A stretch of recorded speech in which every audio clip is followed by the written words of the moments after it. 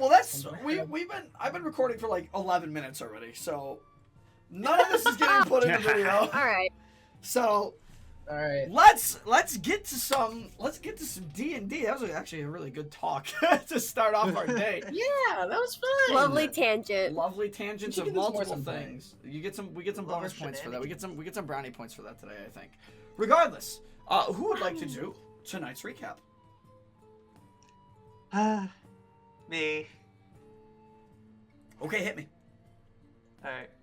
I'm too excited. Oh, I was just about to use the soundboard. Anyway. Last time on the Kingdom of Dragons, the group faced off against Trmyx bandits in a back alley brawl. They don't take kindly to strangers, but the Starfarers don't take kindly to impromptu fights in a city. While the Trmyx may have had the upper hand in the way of numbers, the Starfarers know how to hack and slash and blast their way through their enemies. Not even the Robo-Doggos, using the move Shift Gear to raise its attack by one stage and sharply raising its speed, was enough to stop them. I fucking hate you! Despite God also rolling 4 nat 20s in combat. Like, how? I'm sorry. This is what, and I confirm, this is what happens when you skip D&D a week. The DM's dice get hungry. They were hungry. I'm sorry. They were. Fair. Not to mention, you also rolled 2 more later on in the session. Anyway, they keep one bandit alive to ask questions about why they initiated combat and who sent them. Only to basically be told, giant gauntlet lady back there because y'all asked one too many questions. The interrogation ends with not much information out of it, and Ashen gets back in the bag as the group heads back to the Skyline Inn, this time with Dixon, before their meeting with Rupert at the Quantum Casino. Dixon humors Sickle and Russell and feels the carpet, unlike a certain someone, and says it's quite nice before face planting it onto bed. Thankfully, he can tolerate our shenanigans. Love that guy. Fast forward to the Quantum Casino, the group meets with Rupert, who sees movement coming from Waverly's bag. Uh-oh, guess Talon could... Wait, where did that owl come from? Alright, he's always been there. Totally didn't just make him appear out of nowhere to hide Ashen. Nope, no siree. Anyways, the questions begin. The attacks from the Inner Circle, and what's known about it, Trmyx past, and their current loyalty standings. Finally, potentially having a meeting with Flame Captain Stark in the Industrial District the following day. A lot is about to happen tomorrow. Will the group trust a former Trmyx leader? What's going to happen when they meet Stark? And when will Waverly give in to feel the rug Sickle is so adamant about? Oh my god. Find out next time on the Kingdom of Dragons. Can I say? Hang on. That's gotta be one of the most hilarious fucking recaps we have ever had. First off, Nevi get in the bag, attack and boost one stage. You're gonna see in the video. I mouth something, Stileno. You're gonna have to watch the video and figure it out. Exactly what I say. All right, Waverly, you can read. Also, why is it just me who has to sit on the rug? Because I think Missouri already did. Felt it yet. I think Missouri. Yeah, that's true. Missouri has felt it. You haven't. Wait, did she? Yes, oh, did. fuck me. Yeah, All you're the only one left. Even Dixon did. See, this is why I like to have fun with my recaps. I can make people laugh. I don't know what to talk about. Oh, I literally fucking shrieked. I'm laughing so hard. I'm coughing. This isn't. Yeah. Oh my god. Oh. Oh, that's a good tone for this session. That's a good tone for this session. For now. Don't do the 4 now. Don't need to do the 4 now with me. Well. With that being said, as you guys all arrive safely back at the Skyline Inn, into the evening after your meeting with Rupert, as all of you settle in for a well-rested evening after a discussion, knowing that Rupert is coming rather middle of the morning to meet with you all at 10. You all head off to bed to get some much-needed rest, and of course, to begin our session, everyone can take a long rest for that as we move over to the next day and the next morning. A much well-deserved long rest, as well as I don't believe we've had one in a bit. It's been a short rest and a long rest. Yes. A couple sessions, actually, which is quite nice. in that regard. But early birds start to chirp in the morning. The sound of steam and kettles can be heard coming throughout the city of Ghent. What would you guys like to do?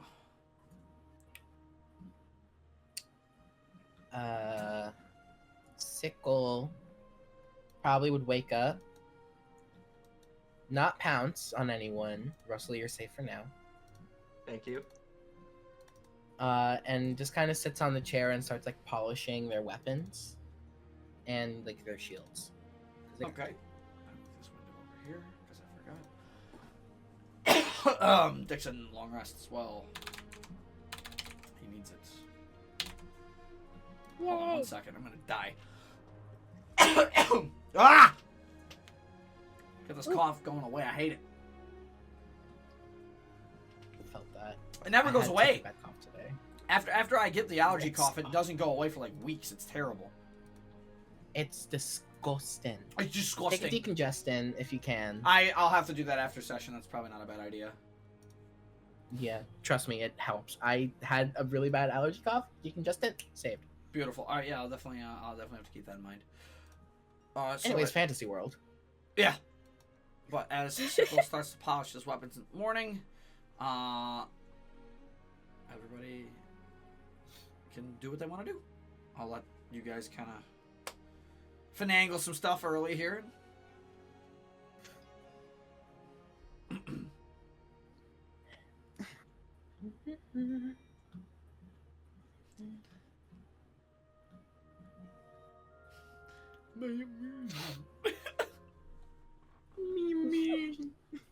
The turning and then the sliding off the bed and then turning the rest of the token. So good. Mm-hmm. She's just gonna peer out to see if the boys' room doors are open yet. No, they're not. They're not open. Their door's not open. You're not sure if they're sleeping, or if maybe one of them is up. Not entirely sure. You might be able to, like, if you get closer, you might be able to listen to see if you can hear anything. Probably gonna go back for now. All right. Probably a little adamant on if Waverly and Dixon did truly make a bet as to who would wake up first.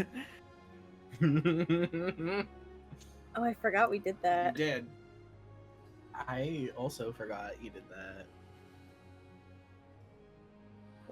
Battleac has committed to the idea that Waverly, after getting the fuck beat out of her multiple times yesterday, she's sleeping in. That's, you know what though? That's valid. And as, you know, Waverly still seems pretty sound asleep.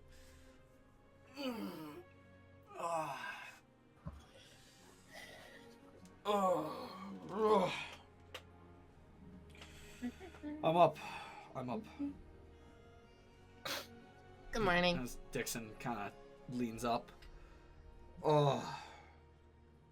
God, I took a hell of a beating. Yep, welcome to battles. I mean, I'm used to walking around and doing some things, but, you know,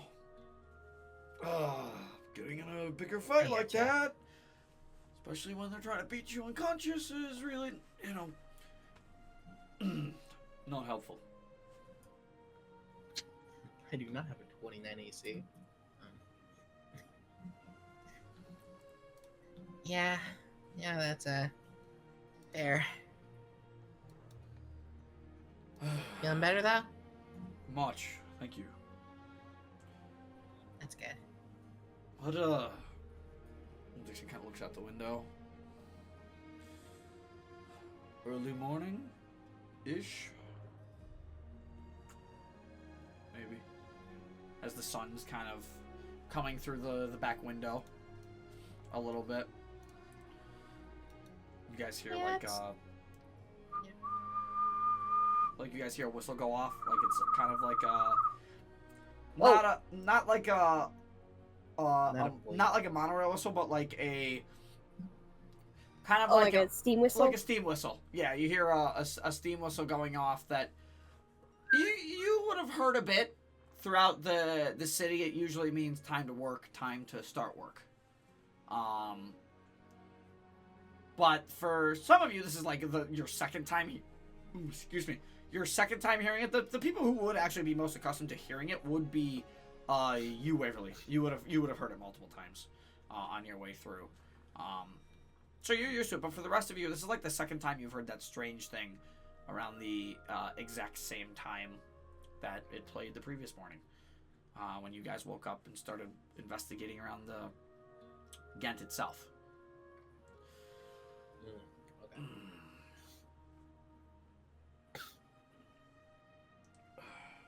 So, am I up first? Is I mean, anyone else up? we haven't had a fluffy-haired person knocking on our door, so probably.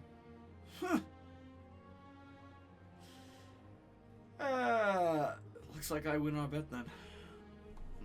Dixon gets up off the bed, nearly steps on Ashen. Oh, sorry. Didn't see your little dragon there. I'm going to. Oh, he's okay. I'm gonna go get some coffee, I think. Ooh, I'll join you, if I may. By all means.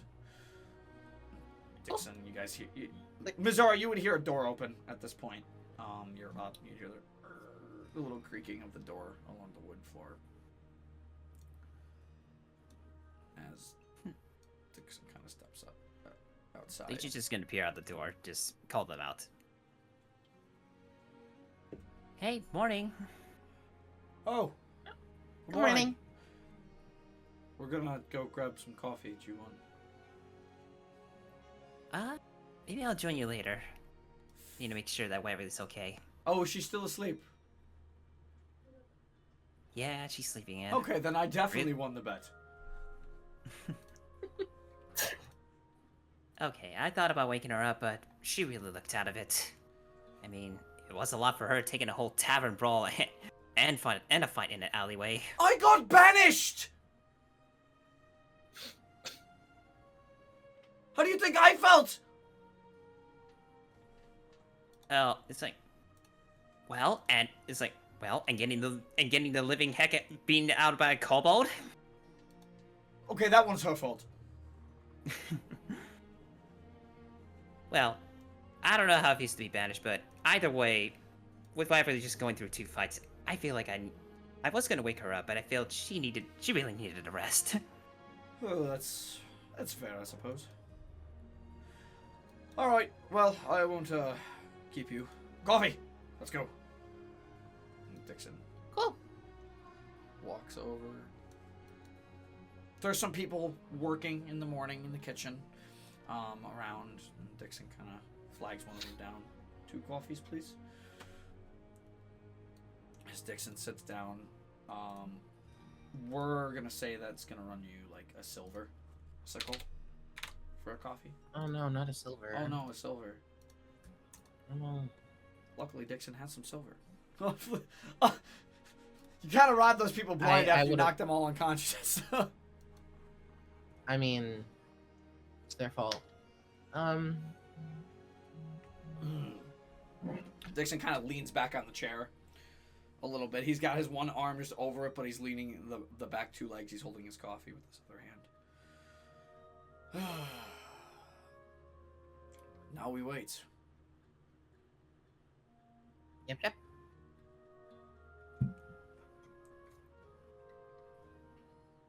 I think at this point, Mizora will see Waverly stir and then just face down in the pillow. She just hears,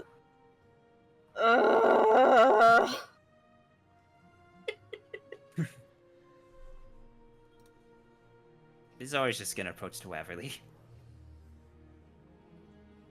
Rise and shine, Waverly. Doing okay? What time is it? Well, what time is it actually? That's a good question. Do you have keen mind? Bro.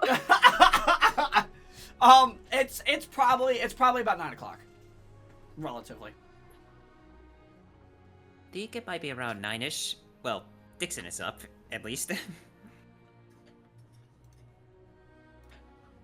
At that, Waverly flips over and sits up.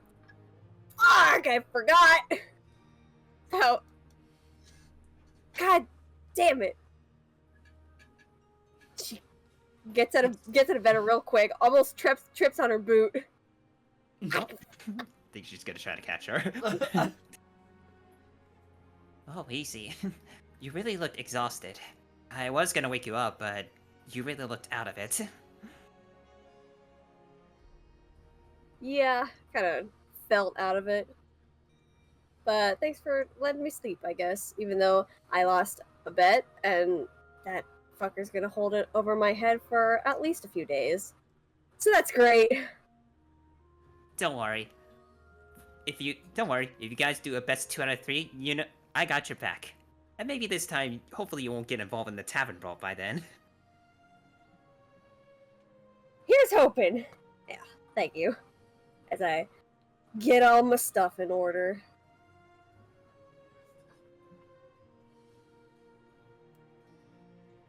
Okay. Okay. You guys get your stuff in order. You ready? Yep, I'm ready. Okay. So, step out into the hallway. As you kind of approach that opening, Dixon kind of glances over, gives you a coy wave. I told you. Yeah.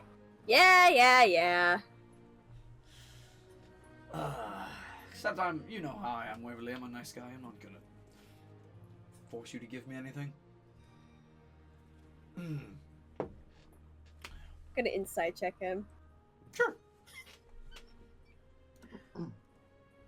He says you're not gonna give me anything, but how do I know he's not just gonna steal it from me? You know what? That's valid. Alright, I got a 5. Total? Total? Yeah. Okay, that's a 22 from Dixon. I wonder. Shit! With I forgot I gave him proficiency. yeah, he's deception proficiency. What do you mean? I forgot. Damn it. Waverly just gives him a bombastic side eye. I'm serious, you know. It's not every day you're beaten up by a kobold. Alright. Take a seat. Oh, is Russell not up yet? He wasn't when I last saw, and Ashton's also out. Well, I guess at least you're not last, Waverly. That is, you know what? That's very fair. She's not last. I also might have almost stepped on the little guy this morning, so I'm kind of glad I didn't. I just didn't see him on the rug. Yeah, that's the one downside with sleeping on a rug. What? Did you get stepped on? Yeah. Yeah, that makes sense. I don't know. Yeah. I mean, well, I guess in your case it makes sense why you would want to sleep on a rug. Tabaxis are usually comfortable anyway. It's comfy. Looks at Waverly. Looks at Waverly. To be fair, he's not wrong. The carpets are very soft. They really are. I just Look, prefer, okay, you know, I just okay. prefer a bed. Yeah, see, I prefer a bed, you know? Yeah. There. Oh. So we're really doing this then? We're really just going to trust this guy? A soft trust. Still gonna keep an eye on him, but as far as we know, he's at the moment he's our best lead to figure out what's really at the root of this stuff. Yeah. Fair enough. I suppose I'll just keep my eyes open then. Maybe hide in the shadows, I don't know.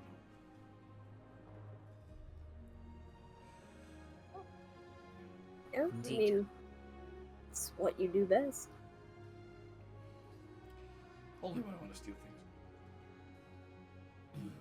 things. Or track, really. Though I'm not much of a ranger. Or abandon your friend when she's about to get beat up by a kobold. Look, I don't feel bad about doing it because you've learned in the long run, you kind of learned a lesson. At Don't least, feel bad. Oh, look, at least about the east side of Ghent, right? Now you learned a lesson. Information is earned; it's not just given out free. I spent 2 days in the city, and I figured that out really quickly. Granted, I kept. okay, fine. Granted, I kept my I mouth. guess you have a point. That's why I kind of had the cloak. Just didn't want to be recognized. I can only imagine what happens if we go back there and that same person sees you again, or like that group sees you again, and they're gonna laugh at you for being beat up by a kobold, or like I don't know how. I mean, I don't know how they really work. we did kill most of his friends. Yeah, I was about to say that. Yeah, well, some of them are still alive. I don't At know. least they I mean, I'm not planning on. I'm not going back anytime soon, so. Look, I don't blame you. Good news, if we want to actually get out of the city, we don't have to stay on the east side. We can just go north, south, or west. That's where the gates are. The True. northeast, the southeast, Yeah. and the west side. So it's not like we're going to be fully in the east side of Ghent for long. Yeah. Mhm.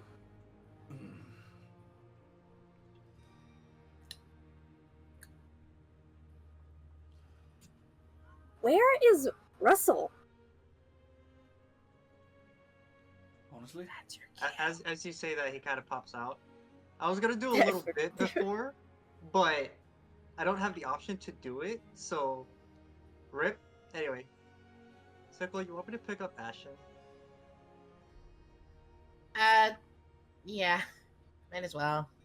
Okay. Oh, there he is.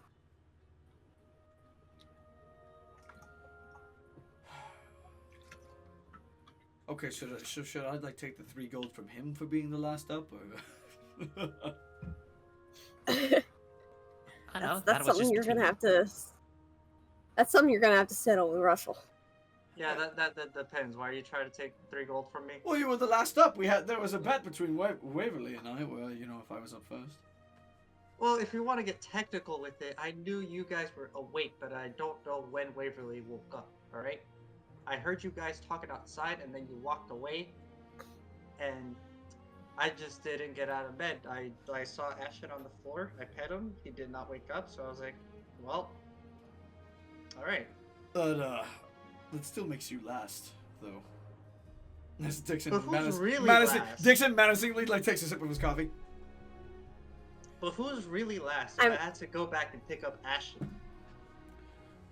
I mean, technically, Ashen is last. Exactly.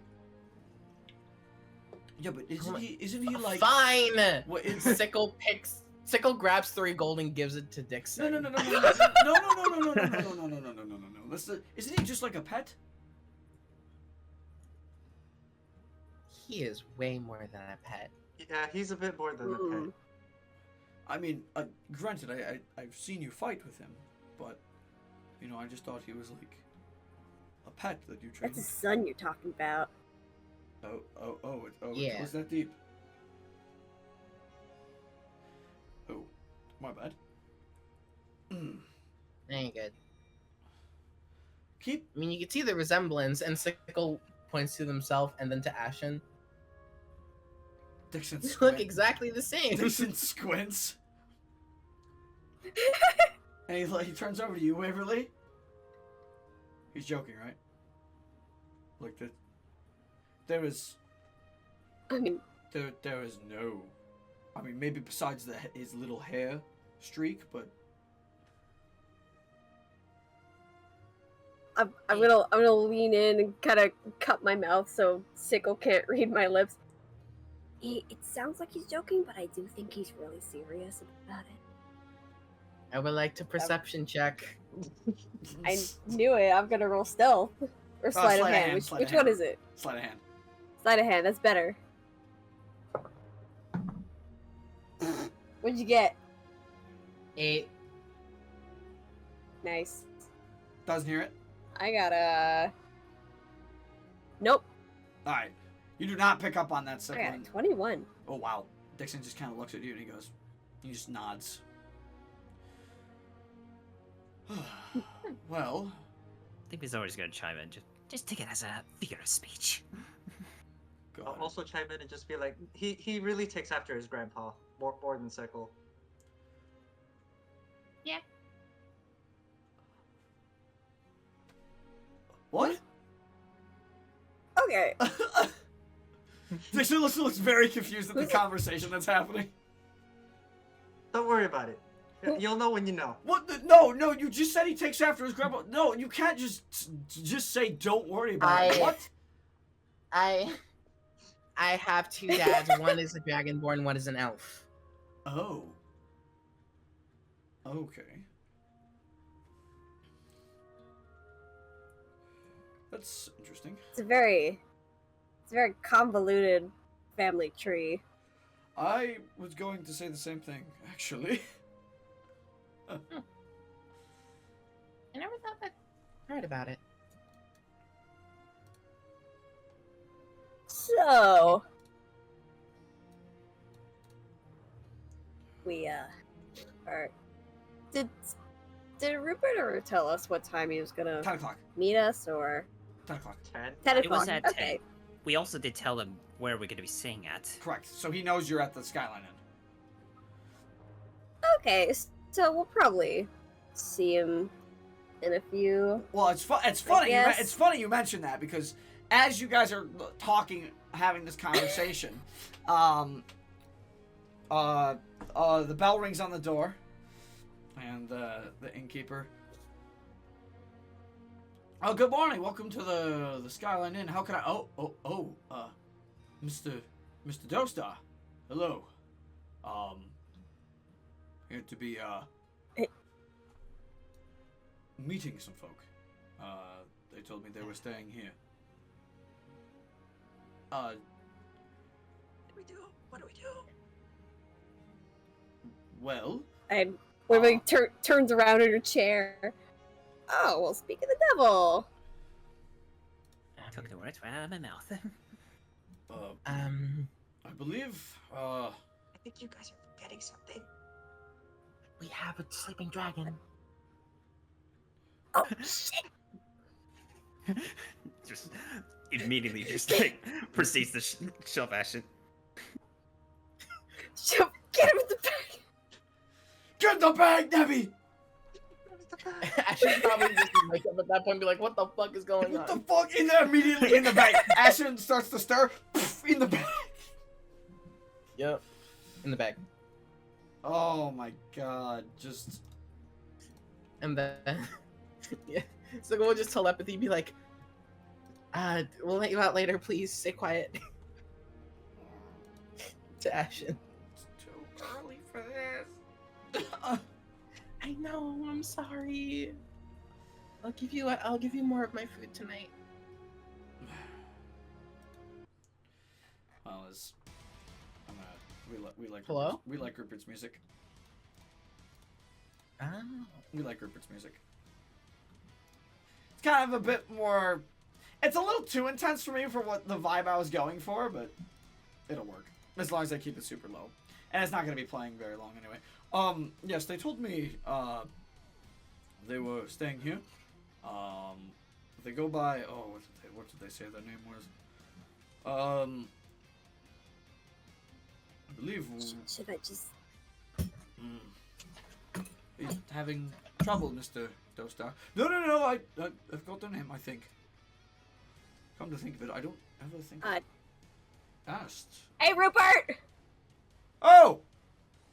There they are. I see them now. Oh, very well, sir. I will, leave you to it then. Yes, if you wouldn't mind, that would be fantastic.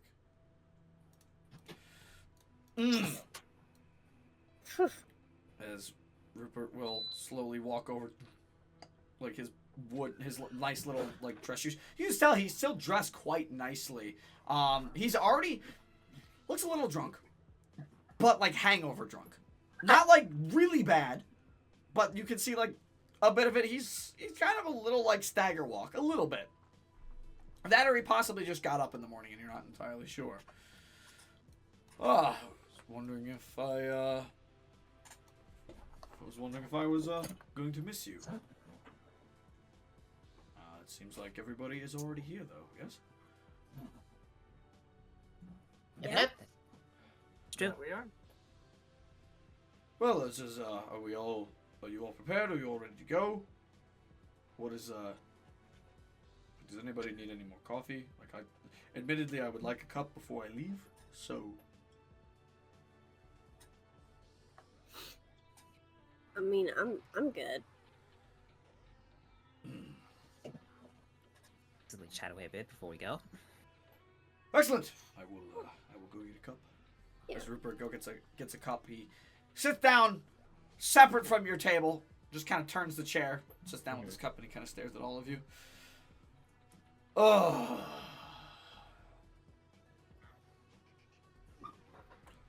So, we all get some decent rest, I hope. Yep, That we rooms are did. pretty comfy. Yes, this Decent enough.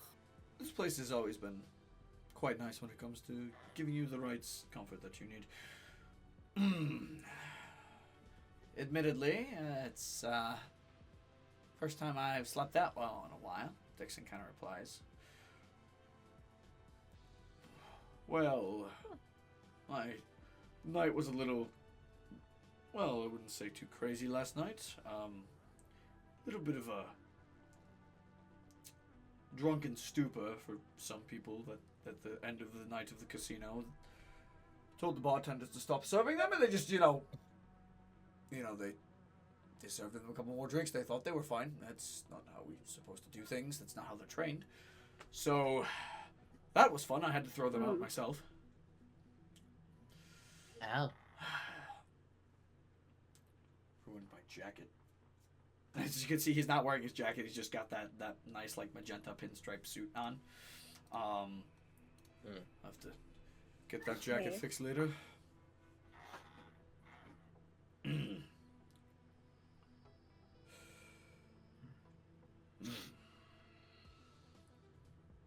He just kind of sits there.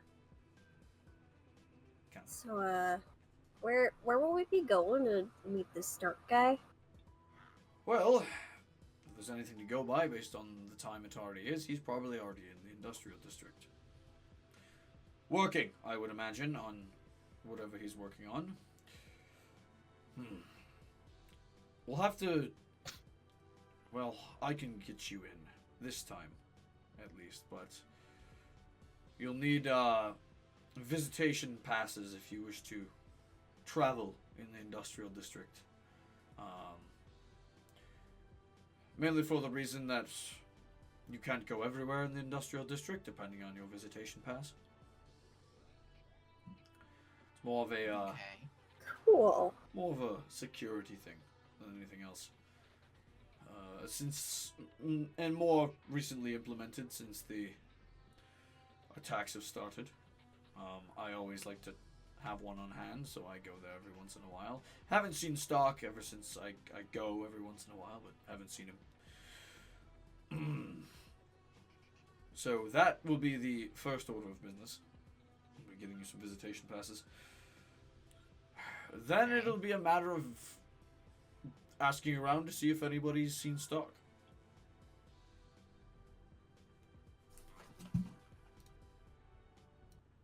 Okay. Cool. Sounds like a plan. Well, let's just hope it goes better than I'm making it sound. As Rupert finishes off his coffee. As I take a sip of my soda. Heck yeah. Well, Take a drink. we should get going. Rupert Yep. stands up, turns his chair around, pushes it in. Follow me. And you Right. all Alright. exit the inn. I would like to do one super quick thing Yep. before we like fully leave. Yep. What would you like to do? I want to turn to Waverly Okay. like before we go and be like, oh, by the way, I wanted to give you this, and I'm gonna give her my +1 shield. Ooh. I noticed your shield. I don't know why, but it didn't seem as effective. This one's served me really well. I polished it earlier, so here, I have an extra for myself.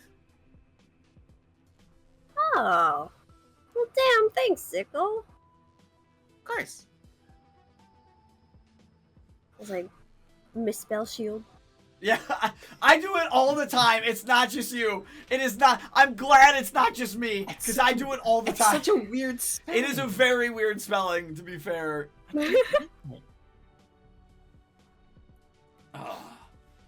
But as you all exit the skyline and you all start making your way up through the Trmyx connection, which is the area that this hotel is in, or this inn is in, not a hotel. As you guys continue to walk through the Trmyx ward, well, you walk through the main city. You pass through like some basic some markets, and you can see that there's hustle and bustle about. All throughout the city. Shops are open. It seems like there's some schooling going on today. You can see some kids kind of in smaller groups walking off to their classes. As you all continue further into the center of the city, you guys see in the distance, and Rupert points it out, there is this massive, it looks almost like a coliseum. And as you guys kind of walk through, you guys kind of pick up on it, and Rupert kind of stops you. That right there is someplace, not necessarily to check out, but someplace that we all like looking at every once in a while. Any of the newer technological developments that have been in Ghent have been demoed over there. As he points to this massive building. It's just a demonstration field. Some very interesting things have been shown. The light show got shown about a month or two ago. Well, no, more than a month or two ago now. What was last month? Last month they showed, that's right, they showed off this new arcane ballista in this demo field that they had been developing. It's a beautiful location protected by an arcane barrier all the way around for obvious demonstration purposes, but occasionally open to the public. It's Steamworks demo field. So I'll just reveal that for you guys. It's also one of the closest locations that has a direct connection to the industrial sector through supposedly a series of tunnels.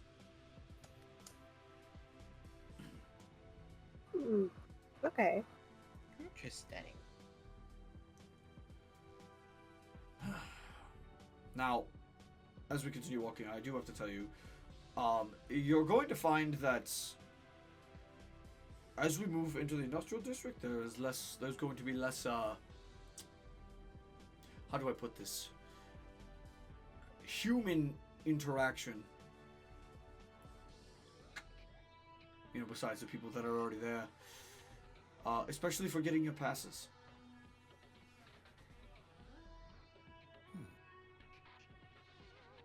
Okay. See, Zora just thinks to herself, that probably tracks out to what Waverly told us about earlier.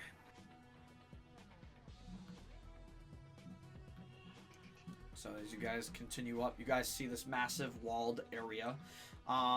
You can see off to like the left of you, not that it's on this map.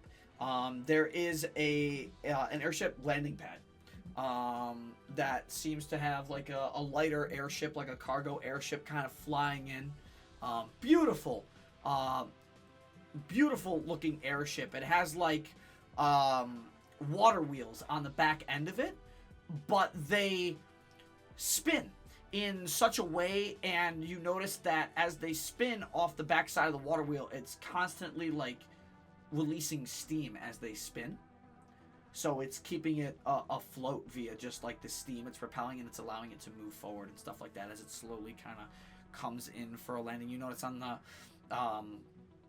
the sides of it, it has like 3 little spikes kind of appearing, not like spikes that'll impale you, but more like stabilization spikes, so the thing kind of stays upright. Not necessarily like wings, but they serve a similar function to wings. You can see a massive like a massive triangular sail on the front end of this thing, and on the back end of this thing you also see like a kind of like a standard like galleon sail that you would normally see on a pirate ship. Something super big, like 2-story, 3-story, 3 tiers of like sail, and that is like the last sail. You can see them starting to furl it back up.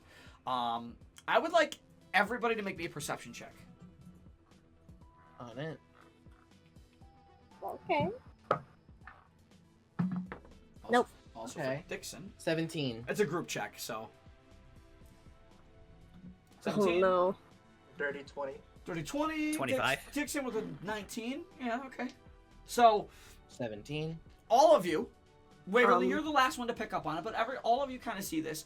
You notice, along with the steam, you can see on the front bow, underneath the front bow, there is this triangular structure that leads up to like the bowsprit, which is the long straight pole that's basically sticks off the end of a ship, kind of angling its direction. It's usually tied to like the front sail for stabilization purposes, or it has ropes tied up to it.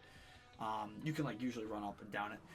You notice there is like this very ornate brass basket underneath where like a figurehead would be on the front of the ship. But what you see inside is this very interesting bluish purple,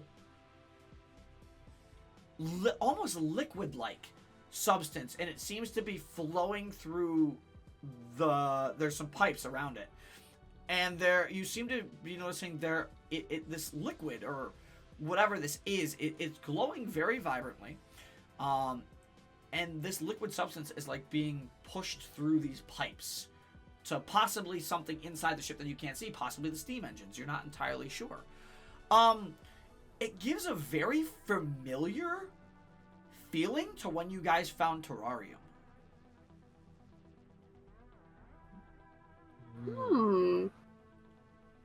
What the fuck? I lean in. I lean into Waverly. Would it be weird to say I want to drink that? It wouldn't, but I don't recommend it, honestly.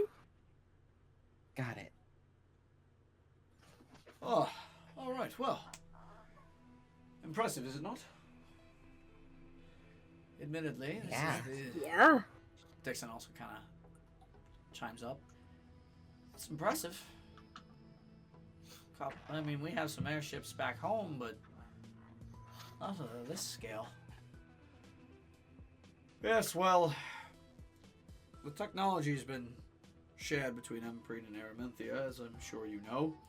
For more of these cargo ships, you certainly probably have a few of them, I would imagine, if you're from Eremite. Not that I can say I've seen any.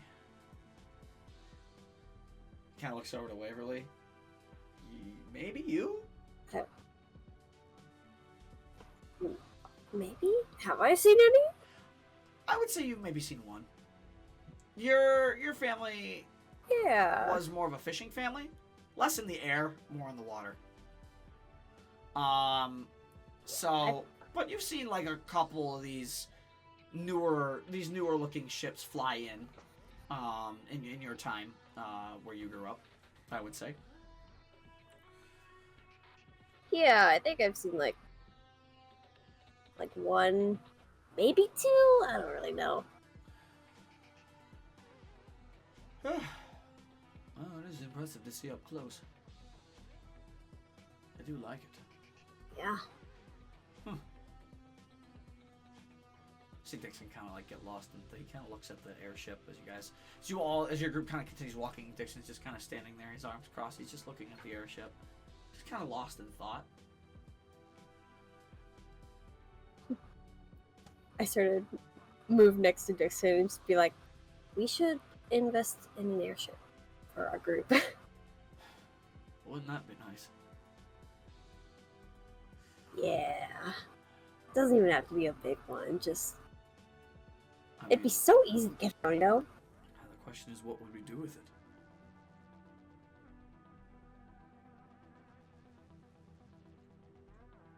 That's a good question. Hmm.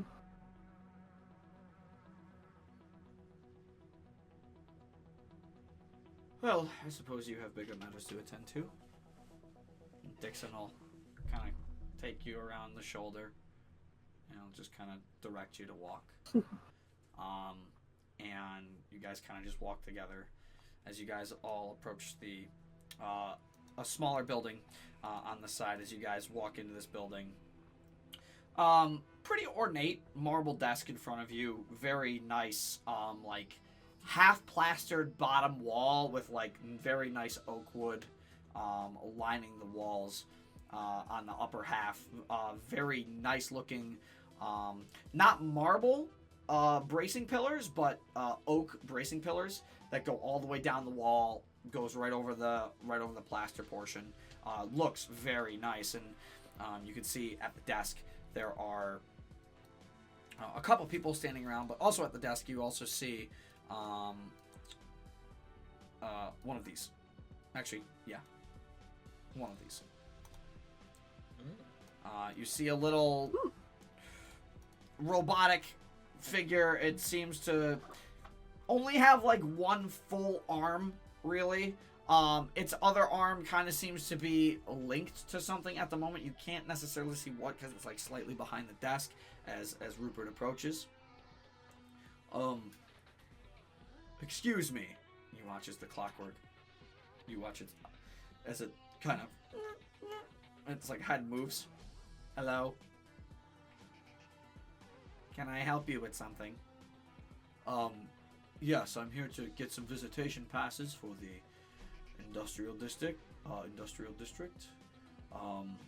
If possible, would it be likely to upgrade these for more of the Steamworks district, if possible?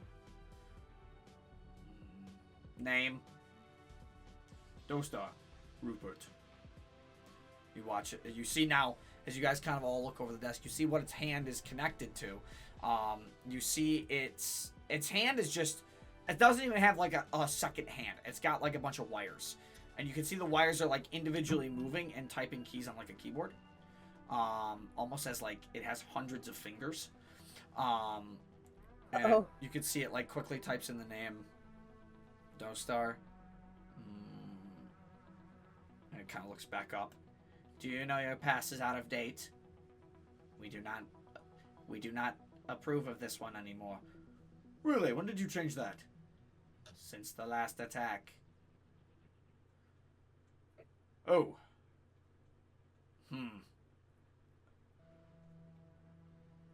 Is there any way... Are you just gonna do one? Is there any way I can get a new one for the Steamworks? The clockwork kind of looks around. He watches a little like red light appears on the top. It's like slowly moves out of the top of its head. It makes a little sound, and a person walks over at this point, almost as like if it was a call button. That's great. Let me just grab a more random You're going to be seeing a lot of these because they're just random background NPCs. But I'm just going to grab this as this... a lady figure walks over to you. What seems to be the issue here? I was just informed by your clockwork receptionist that my pass seems to be out of date. I was also informed that you do not make this version of the Steelworks pass anymore. Do you mind if I see yours? Of course. He watches Rupert hands over his little pass. If possible, I would like to get access to the Steamworks, and for my 5 other guests, they have an important business inside. And what exactly are we intending to do today, Mr. Dostar? Visiting an old friend.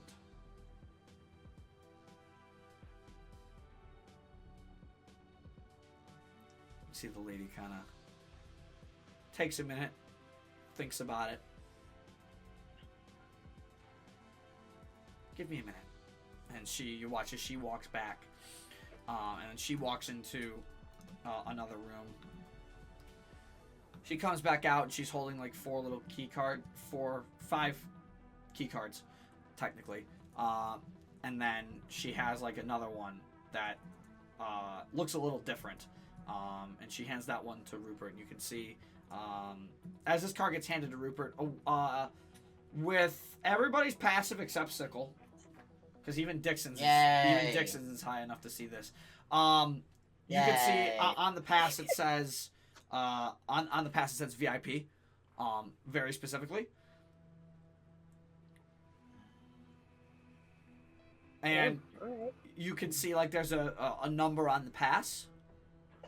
And you can see as this lady hands the other passes to you. As this lady hands the other passes to you, you can see that this one says VIP link. So you can put a VIP link pass in to your inventory, all of you. Fun.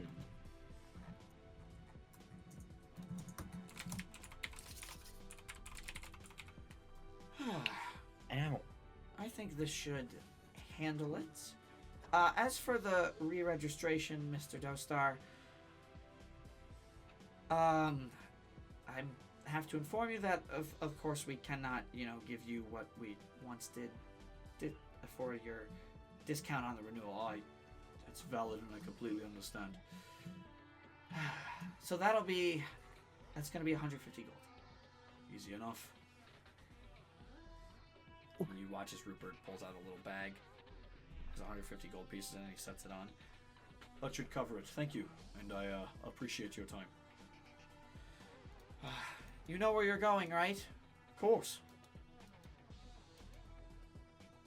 As Rupert kind of turns around back to all of you. Well, one thing, don't lose that pass. It's linked to mine. Yep. Right. So, if you lose it, that pass, if it's recovered, is going to come back to me. So, hang on to it. That's why they're linked. That in mind. Okay. Good to know. And you all exit the building. And as you do, Rupert kind of walks up to the door. And he, as he walks up to the door, you can see there's a small little arcane orb, like on the side of this. These are massive doors, by the way. They're the walls themselves around this district are a good 30 feet high. And you can see along the top of it, you can see there's little parapets.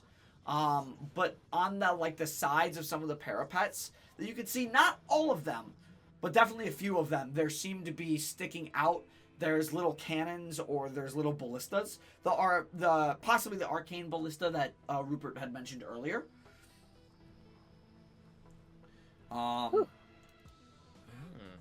This district seems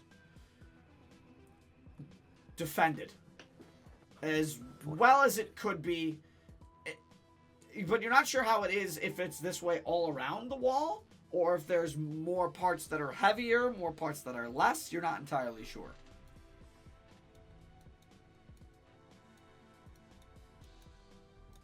But as with the 30 foot high walls, the gate itself, the door is about half that. It's about 15 feet, kind of big circle, big steel doors, huge. And you can see there is an arcane like orb slot in the right door and the left door. And there is it's a blue and green orb that kind of sits inside an inlet on the door, and you watch as Rupert just kind of holds his pass up to it. And you watch as the orb on the other door kind of like shifts a little bit, almost as if it's like looking in the direction of the other orb. And it like you watch as it goes from a blue-green to a just a pure green. And as it goes to a pure green, there is a little whistle that sounds, and you watch as the doors start to open as Rupert steps inside, and as the rest of you attempt to step inside, as Rupert gets in, you watch as this door like closes almost immediately again, and just as the door is starting to close, Rupert kind of turns to you. Just have to hold your pass up to it. It should link to mine and open right up. As the door boom slams back shut, and Rupert's on the other side right now. Okay. Yeah, okay. What the fuck is this sorcery? Hold out my pass? Mm-hmm. Zari follows suit. I think I'll follow. So you all follow suit, and like one at a time, the door it opens just enough for you to get through before it starts to close again. Like that, it doesn't open up all the way. That's the thing. You think maybe it can open up all the way, but that's probably with something on the walls itself. But eventually you do all get through, and you enter immediately a very... The air here, as you guys were walking up, started to feel more humid. It started to feel a little more smoky. And there was also a hint of arcane and magic kind of mixed into the air. Get a whole different aroma of smells. It's very interesting, but you do notice that there does seem to be like just a light layer of fog, just that seems to almost just be fully permeating on the ground as you enter the Slaw industrial sector. And Rupert kind of points you as you guys stand in this area. Rupert kind of turns to all of you. Welcome to the industrial sector. Over there is the research hall that is known as Synergy Hall, which has the archive of all arcane developments that Ghent has developed over the last, however long now. I don't even know. I haven't been around that long. Regardless, that is the place where the information is shared with the rest of the continents. Sometimes meetings are held there, and as far as I'm aware, a meeting hasn't been held there for some time. Most likely closed off, possibly due to the attacks. I don't know. But that is Synergy Hall. As for over there, the larger factory in the distance, as he points kind of like in this direction, that is Stark Steam and Steelworks. It basically takes up most of the district. You can see maybe there's some shops around. You can see there's a couple of airship fields, but these are more not standard goods, more goods that the Steelworks uses for all of their stuff, all of their tech, all of their innovations. They fly it in privately. All the facilities here are designed specifically for the workers here throughout the day, so they don't have to leave and then come back in. Also a pretty good safety measure, in my opinion.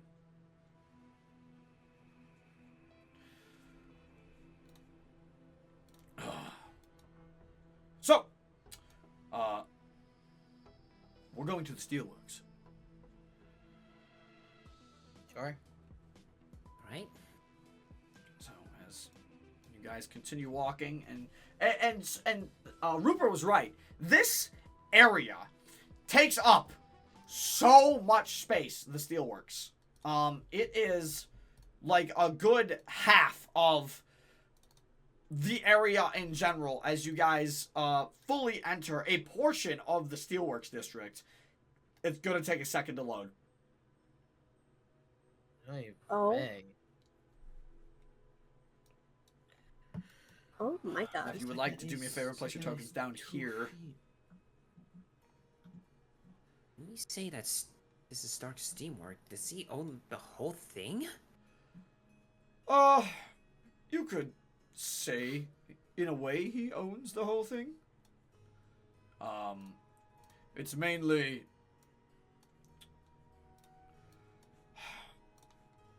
he helped build up a lot of the area,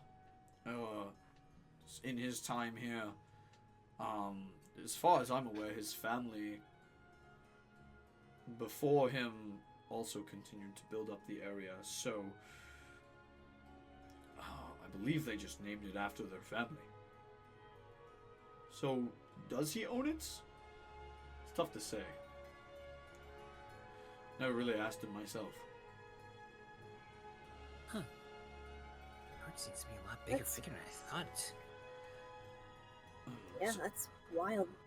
So as you guys start to walk up through, you can move Dixon. Here, I will attach Dixon to Waverly. Okay. So I believe if you move, yeah, okay. Yeah. You move here. You do see, as you guys come up, there is this very interesting little robot, a construct, clearly. Steam-powered. Actually, no, not steam-powered. Arcanely powered with a little blue generator behind its core. It's got a singular blue eye, and you can see it seems to be cleaning up some spill, and you can see these people around here. Sorry, be careful. We had a spill this morning, and it's starting to leak out into the streets. If you could do us a favor and hold left, that would be great. Of course. Rupert will calmly walk over around the left side. But you do get a good look at this construct. Four-legged. But it's got two like arms on the side that kind of makes it look like a little bit of a giant crab. But where one of the arms is, you can see one of the arms has like a three-clawed pincer. But the other arm has like a liquid absorbing tube, and you can see like on the back half of that arm, it seems to be like a liquid tank. On the top of this thing, although not active at the moment, you can see almost a very, probably about a 5-foot cylinder. Looks like it's made of a mix of metals, brass being the main component. And inside it, at the very top of it, you can see like saw blades. Almost like, you will almost wonder if this thing's like a utility bot, a cleaning bot, or like a recycling bot with the crusher in the top of it to like crush down things.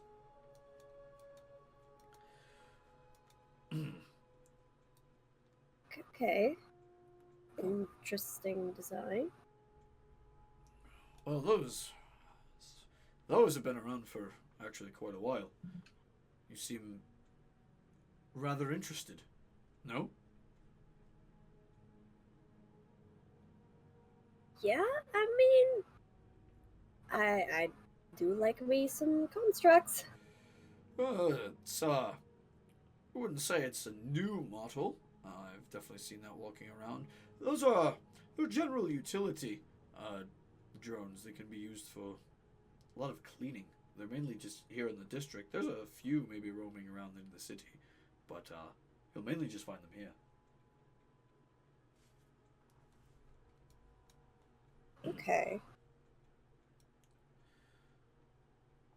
You can see, like, this drone starts to take some of the stuff. It gets some of the liquid as these people kind of, like, they kind of, like, take a hose, and they start, like, kind of, like, spraying down the street, with some stuff. And you can see, like, inside there's another one of these constructs, but this one's a bit different. It's just got one, like, claw hand. It's got, like, a bigger claw hand.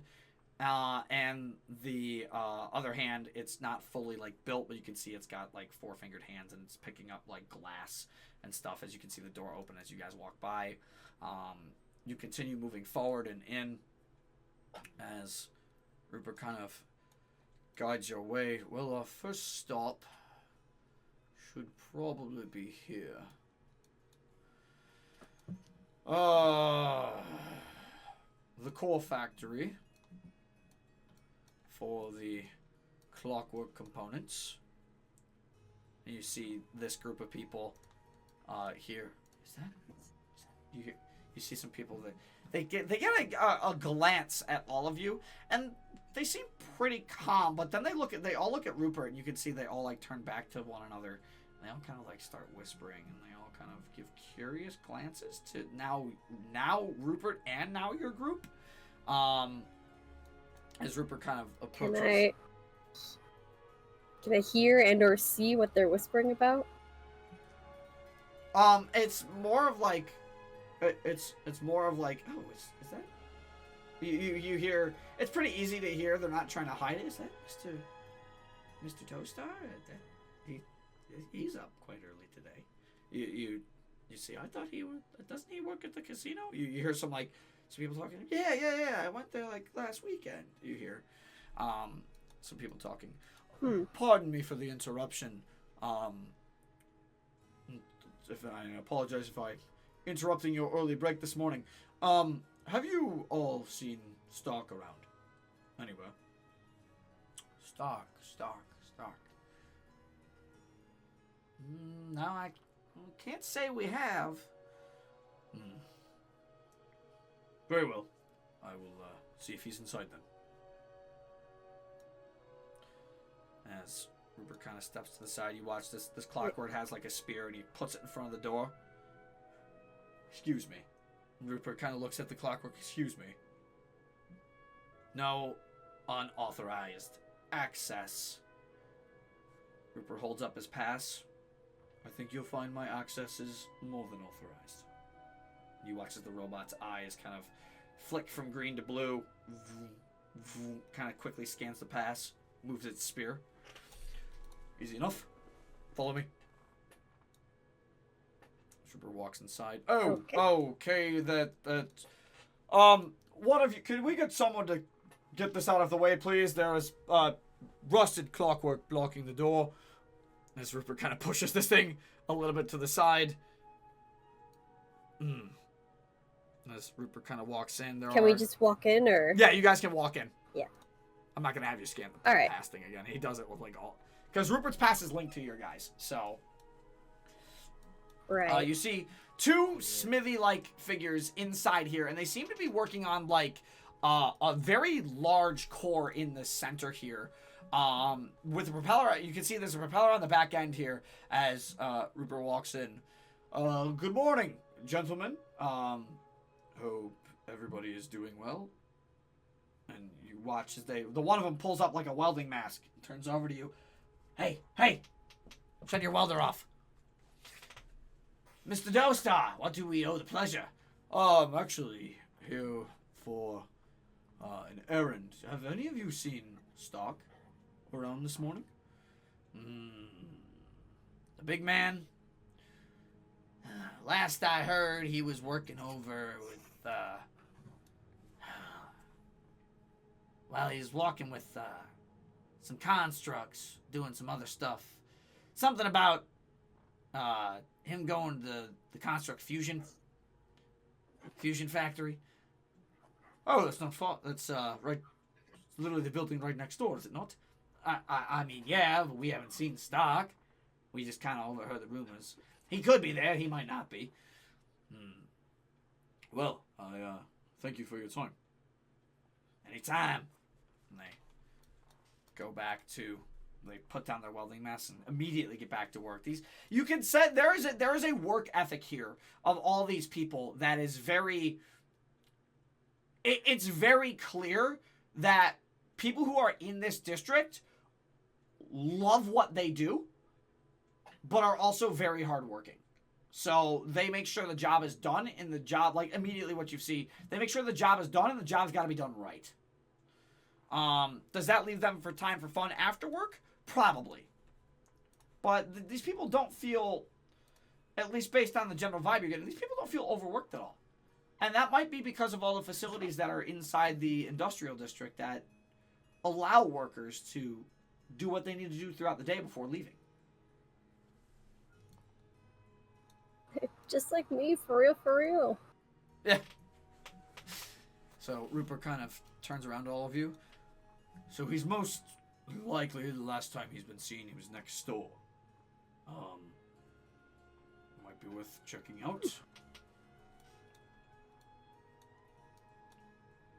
Yeah. Kind of. Right. Slowly pushes past you. Pardon me, young one. So he walks and he continues to walk down. A little tight. It's a little, very much. You can see some, some other folk as they continue, like, see some folk kind of like passing down the street this way, and they start walking down this way. You see a group kind of walk this way. They kind of pass you on the right side as they, they continue on their path going this way. You see another one of the junk things, but this one you can see its little crushers at the top are spinning, and it seems to have like two giant like garbage pickers as hands in it. You can see it's moving around picking up like scrap metal, and you watch as its hands as it like drops a piece of scrap at the top and gets like crushed as it moves down, and it continues like moving on its way. It's quite slow moving, kind of like a turtle. But it gets its work done as Rupert pulls up next door. Well, this must be the building. Construct Fusion. They're working on a new type of cleaning model, I wonder. It's been a while since they've had any serious developments. The garbage units could use an upgrade. Maybe they're working on some of those. And Rupert kind of walks up, and now these two clockworks, bolts. These clockworks in front, they've got very large spears, but in their other hand, you can see it's not a hand; it's a twin-barreled like cannon, as their other hand. And these ones cross their spears through the door. No unauthorized access. Stark orders. Stark orders. That is going to be a bit difficult.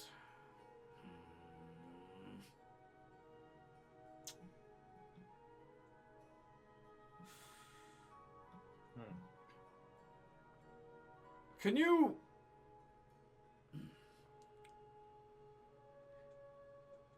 You can see Rupert's kind of thinking.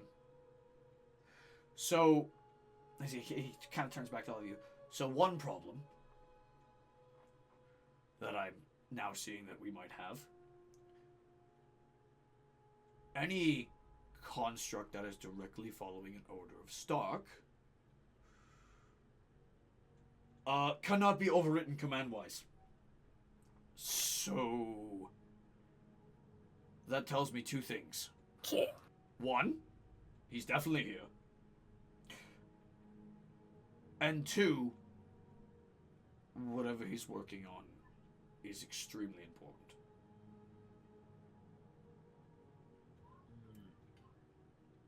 Can't they just like let them know you're here? Aren't you guys like best buds?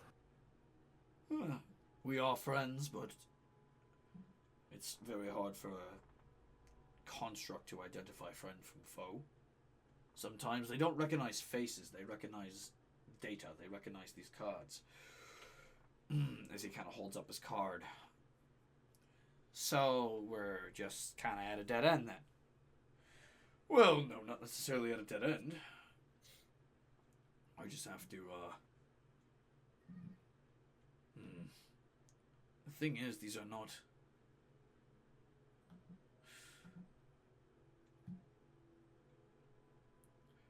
Because they're not messenger carriers, really.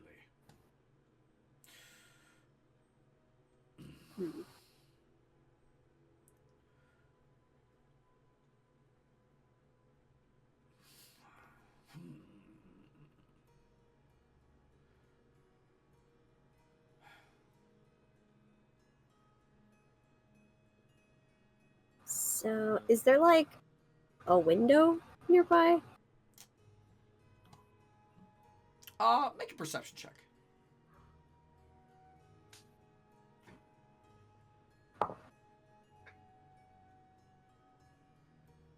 That's ooh, that's a 21. From your perspective, Waverly, yes, there does seem to be, there does seem to be a window. From where you are, because you're kind of in the back of the group with Dixon, there do appear to be two windows. There's a window here and there's a window here.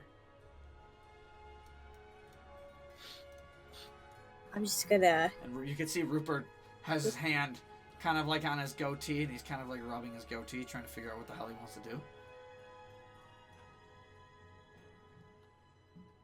Just like cup my hands over my eyes, try to block out the sun, just try to get a look inside. Right. It's, you can see at the back of the room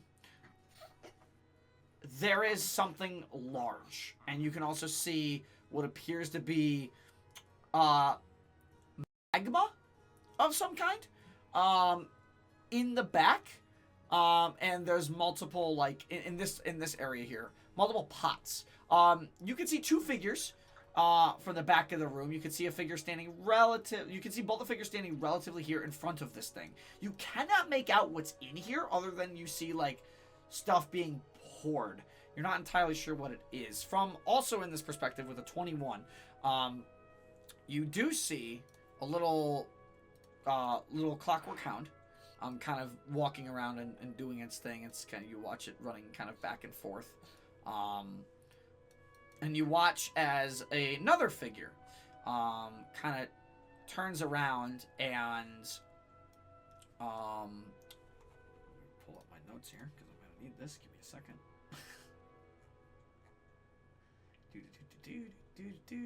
Where is it? There he is. You do see a not a kitsune. Appears not a kitsune. I know. It appears to be kind of a cross between. Well, first off, you see a male with blonde hair. Stands about 5'4", looks to be about their mid-20s.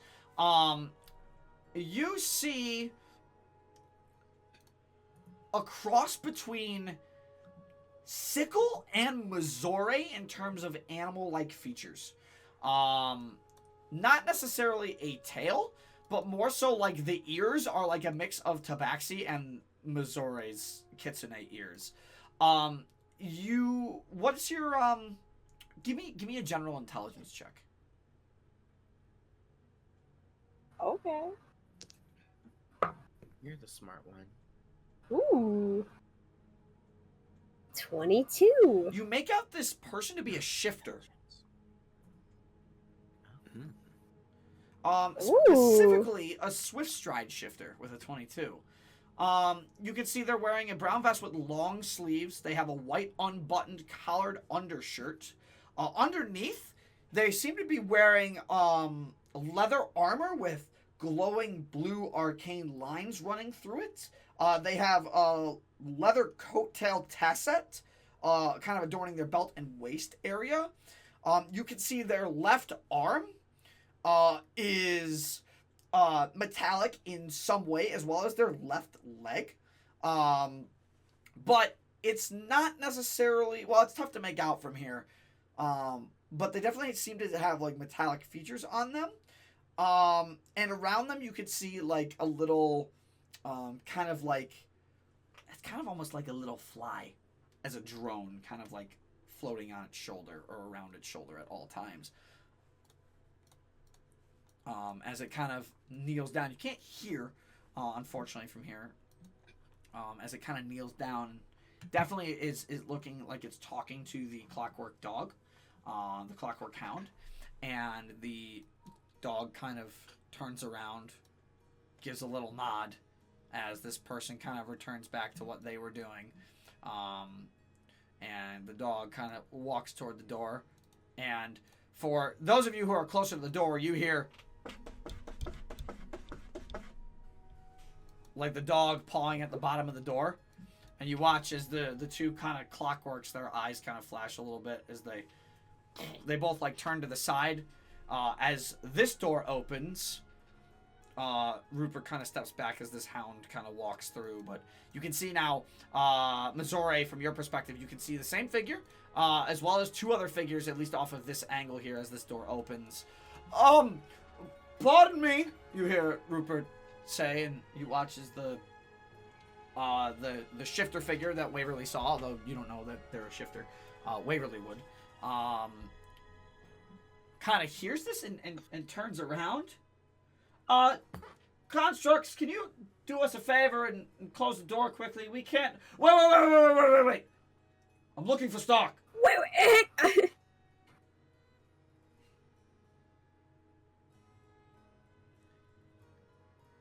You're, looking for stock.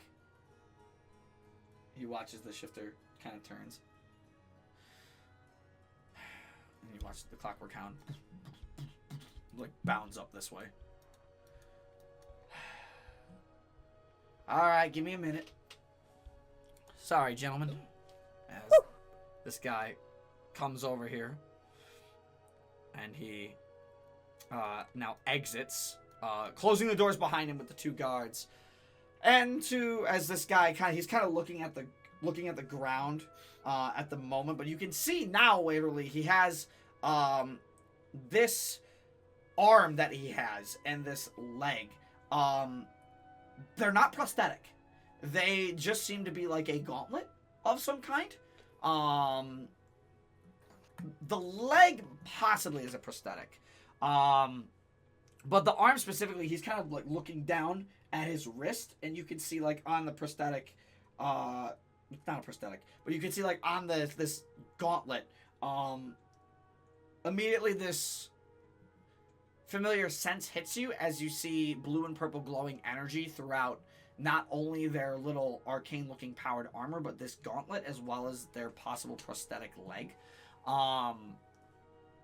It's whatever this is powered possibly by terrarium that he's wearing, which is incredible to think about. And he kind of looks down at his wrist. And to what do I owe this pleasure of Rupert? And he kind of scratches the back of his head, kind of like he's doing in the portrait there. I didn't know you were coming into the district today. No?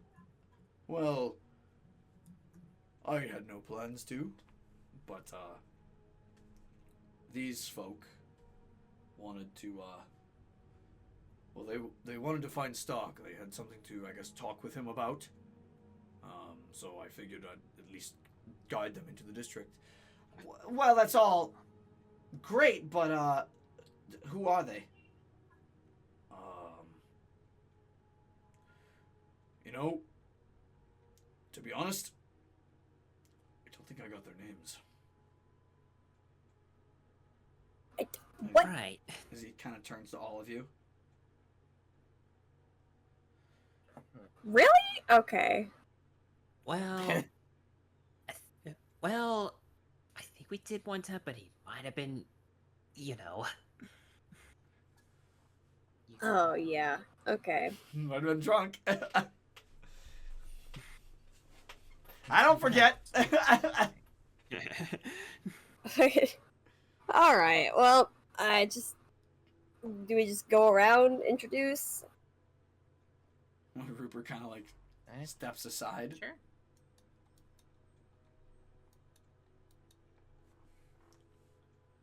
Well? Well, I'm Missouri. It's nice to meet you.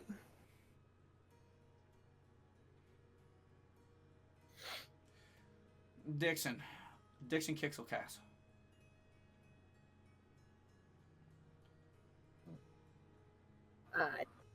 Waverly Fontaine. Sickle Russ- lemon. Russell Mill back here. Well, I can see why we're. It's strange to see people being so formal with their names. Name's Calvin. Calvin Savant. So, you wanted to see Stark? What for? I mean, we're kind of in the middle of something here. And I don't mean to be rude, but I kind of need to get back in there to finish it up. Well, We come with important information. it's about the about attacks that have been happening as of late. Oh, jeez. Yeah. Oh, my God. Another one of you people? Oh, another but the attacks. The attacks. The attacks. What are you, some private investigators? Say we want to help out.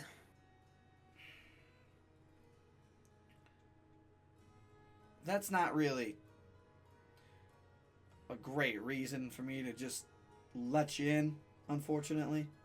I don't want to be mean and I don't want to be rude, but I mean, if you don't mind, I'm gonna need a little more to go on other than just you're here to help out. I mean, unless you're looking for some work, but we got plenty of work elsewhere in the district that needs to be done.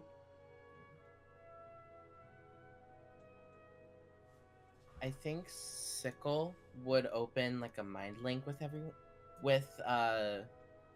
Waverly, Russell, and Missouri, specifying who it is, and be like, should we mention the Empress at all, or? I mean, that would probably be a good way to get us in, but I don't know about Rupert. I mean, we did say we work for someone. We never specified who. Rupert just assumed that we were on a special adventures commission. Yeah, I don't know how I feel about letting him in on who we work for, you know? True. But we also don't have much to say. Because we didn't really come up with anything beforehand. Yeah, no, we really don't.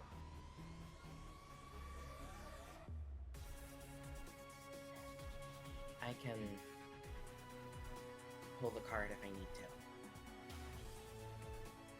Yeah, if you want Sickle, then go for it. Alright. Sickle, I think, would step forward.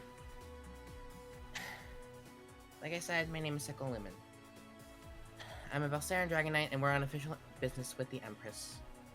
And we need to see Stark in order to complete said business. Rupert, you see Rupert. Rupert immediately like glances over to your entire group. What? Waverly just kind of shrugs to him. Just kind of happened. It really did just kind of happen. Rupert looks at Calvin. Calvin looks at you. He's like, a Dragon Knight? Well, you don't hear that every day. Weird. I don't. Huh? But you see Calvin kind of like, he does the thing, he like itches the back of his head again. He's like, I have no. You see Calvin. Sickle, you're in front there. Make me a perception check. He's just like, I wasn't trained for this. What do I do in this scenario? That's a 15. You hear him muttering, "This is way above my pay grade." I Rupert feel that. just kind of, you know, that I feel like that explains a little bit.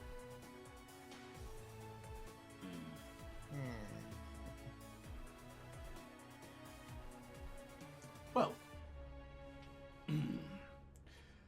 I take it, Calvin, that you're gonna, bring them in after hearing that. I mean, yeah, I have to just tell the constructs to let them in, but I can certainly try. Well, then I consider my job here finished. And he turns to your group. Just remember, your pass is linked to mine. So, if you need to get it replaced, you know where to find me. I have, Right. other business I would like to attend to. Right. And, apologies for holding that key information away from you. Yeah, that would have We been... didn't want to reveal too much. Admittedly, that would have been nice. But, considering the situation you told me you were in, I suppose it makes sense that you'd be a little more shut in. Yeah. Yep. Thank you for understanding. Well, with that I will take my leave. Maybe they'll have to get you some VIP passes instead of VIP link passes. And Rupert kind of walks off, like passing through all of you. Pardon me. No, that's the wrong character. You watch as he kind of walks around, disappears around the corner. You guys lose sight of him. Stand down. You see Calvin like move his arcane arm. Stand down. Let him in. You watch they both stand at attention. And as Calvin turns, and the robots turn to face each other, but like looking still at the door, Calvin opens the door and walks in. Come on. Thank you very much. Hell yeah. Can't believe that. Wow. Can't believe that worked out. I got to use the I card. know, right? Yes. He used the card. Stark! I don't know how to tell you this. We have some like really important people here to see you. Important people, you say? This better be good, Calvin. You know we have to finish this up. Yeah. Let me get on that real quick, actually. And you watch as Calvin kind of runs over to this machine. And as Calvin does that, you see a man standing his back to you right now. White hair, combed over. Seems to be wearing something on the back of their head. Can't exactly make out what it is off the top of your head. Where is it? Okay. They stand about 6'4", so they're pretty tall. They are wearing a very ornate set of plated arcane armor. You can see underneath the armor they're wearing a navy blue shirt with dark green combat pants, and black, you would assume, steel-toed boots. This dude is ripped. Like he is ripped.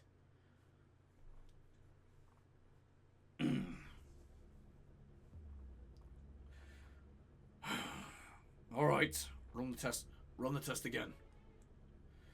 Well, actually, hold off on that, Calvin. You hear another figure by you as you guys are standing. Boss, the tests are done. Right, Calvin. Activate it. Right. And you can see, as Calvin runs up and turns this dial, there's another figure standing here next to him, and he's kind of like, he has a notepad and he's writing things. You guys see, like, emerging out of this molten lava, there's like this mold that like slowly rises up, and it's almost like superheated, and as it rises up, you can see it's quite a large mold. This thing's probably about maybe 10-15 feet tall. The roof in this room is about 30 feet tall. I'm sorry, not 30 feet tall. The roof in this room is like taller. Where you guys are standing specifically, the roof in the room is probably about 15 feet. This area over here seems to be like the building's kind of like has like a dome on the outside edge, and this particular section of it seems to be about 25 feet tall. And as this mold, you guys watch as the mold, and it opens up, and what you see behind it, this very ornate, plated-looking construct. You have no idea what this thing is, at all. Whoa. Big boy. This construct, it's a big boy. It seems to be reverse jointed on its legs. It also has a tail that's about 10 feet long. And as this thing kind of is stationary there, as this mold opens up, you can see like the magma that this mold came out of it. Kind of like you can see it like slowly seeping into part of the joints on this thing, almost, and then it all reaches. You watch as it like flows into a generator that you would assume is behind its chest unit, because you watch as like all the energy flows there. All right, let's hope this works. I hope so. This would be extremely helpful. As this gentleman takes 2 steps back, I'll show Stark now. Ooh. And as Calvin messes with some stuff here, he changes some valves. You watch this construct, its eyes, they light up, they start red before like they fade to like it's activating thing. You can see it starts to move and twitch a little bit, and as the eyes kind of on this construct, these multiple eyes kind of turn to blue, you notice as what looked like multiple eyes at first all kind of form into like a smaller singular core behind like I want to say like a full like visor helmet almost kind of thing, as it turns blue, and you watch as this thing steps forward twice down onto the ground. Oh, yeah, that's impressive. Well, that makes 2. Wow. Indeed it does. If only we could produce these things any faster. I can get on that, Stark. I just, it's gonna take a minute or 2. I know.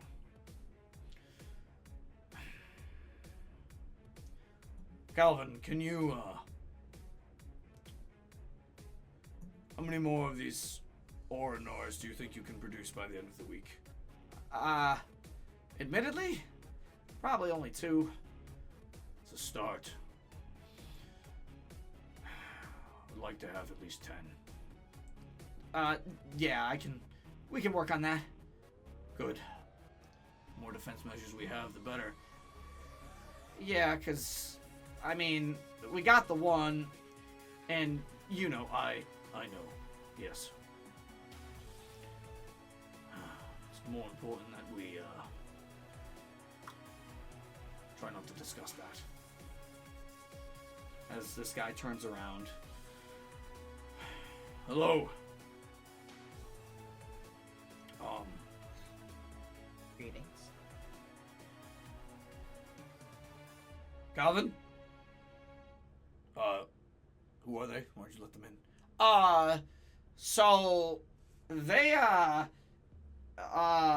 you're probably not gonna believe this, and it's gonna sound a little crazy, just maybe a little crazy for you. So the tiny one there, the cat kid, Yo. yeah. So he just said he's a dragon knight, and they're like on official business, with the Empress or something. Stark kind of glances over to him. You can see he has an eye patch on one eye. And Stark, with his good eye, glances over to Calvin.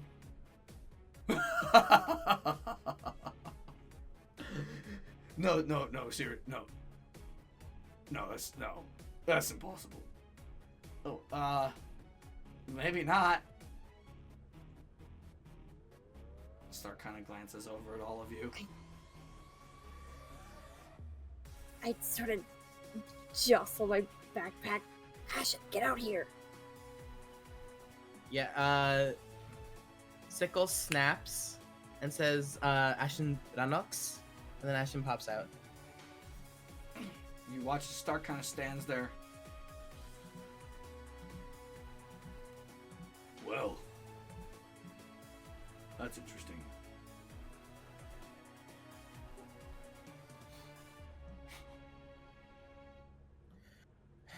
Hello? He kind of looks back over to Calvin. Yeah, I don't know what to make of it either. Well, suppose there's no harm in hearing them out. Stark's gonna grab a. You can see he's got like 2 powered gauntlets that cover like the bottom half of his arms, but his biceps are like sticking. Actually, I can give you a picture of Stark. Give me a second. Gib.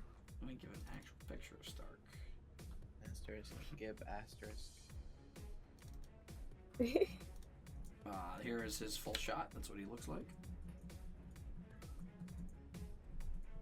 Ooh. I did say he was jacked. Oh. I wasn't kidding. Okay then. Yeah, as well. That's again 6'4". Like, yeah, he doesn't have the big thing he's holding in the picture though, obviously. Gotcha. And then I have one for Calvin, so I'll post him to.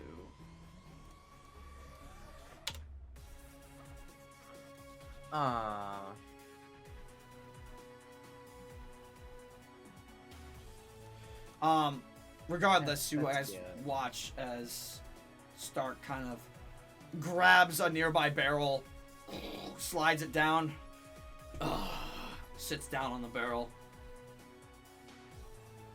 Don't really have chairs in here, so find whatever you can to sit on that's not on this side of the room, please. And by this side of the room, he means this side.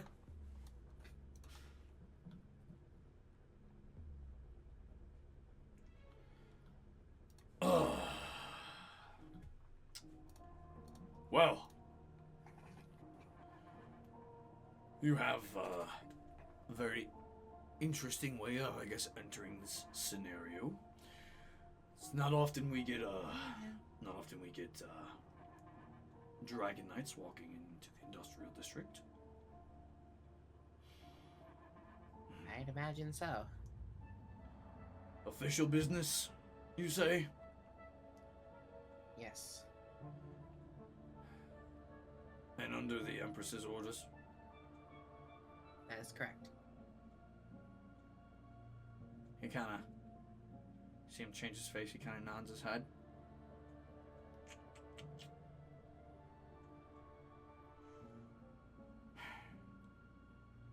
All of you, out, except you, Calvin. Oh. Right away. Yeah, boss. As these people... Clear the way. Yeah, these people move out really quick.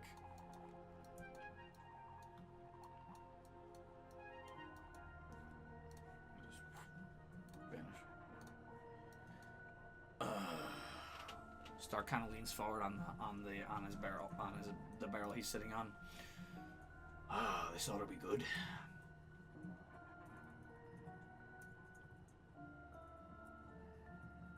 Tell me.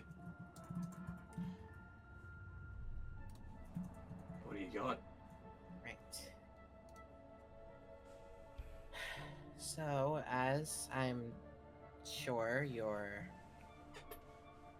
well aware about the plague and everything going around, there is possibility of further conflict.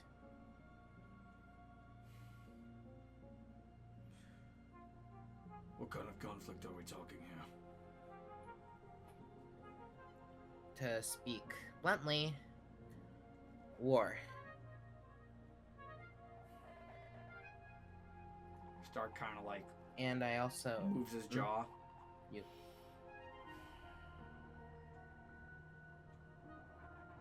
Continue. Yeah. Not only that, but we have also heard about the attacks and stuff about like within Ghent. We've heard about attacks being launched from the east side. Well, that info is definitely accurate.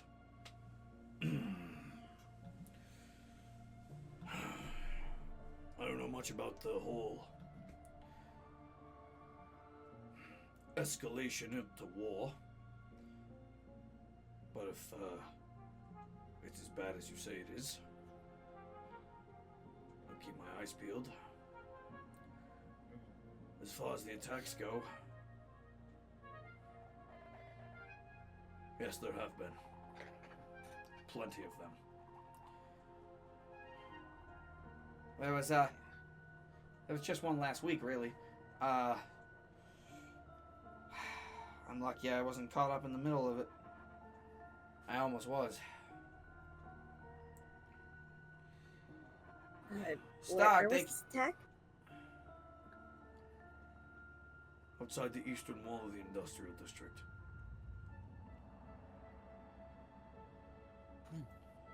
In the Trmyx ward.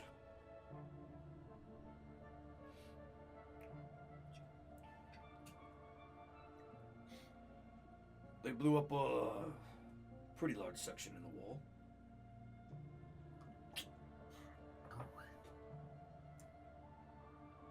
Luckily, some of the town guard were there to quell the more violent uprising. Can't say anything about the Crown's Guard here in the city. Obviously, they have bigger things to attend to than just the town guard or the city guard. Especially if what you told me is escalating.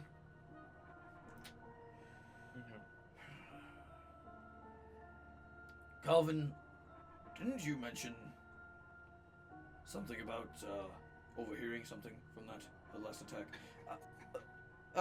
Yeah. Do you remember what they said? Or who they were? Well, I mean, it probably comes as no surprise, but you probably know it's a bunch of Trmyx. Yeah, that figures. As far as what they said, Stark, they either want you, or they want to know what you're working on. I didn't get much more than that.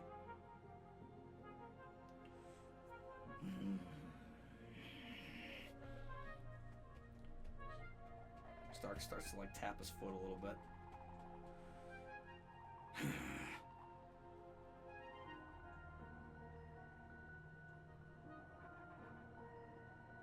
And that was it? That was all the information you had? Yeah. Stark kind of looks back at you. Those fucking Trmyx. So yes, there have been attacks in the city. Specifically, they're all targeting the industrial district for one reason or another.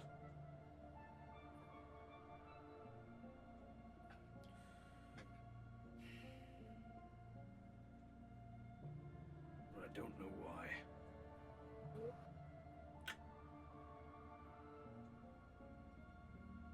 Noted.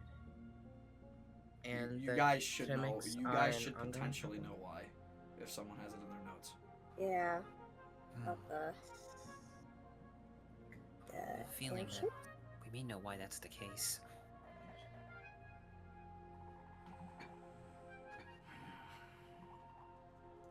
I'm all ears. Turns to the group. Recall what the dragons told earlier.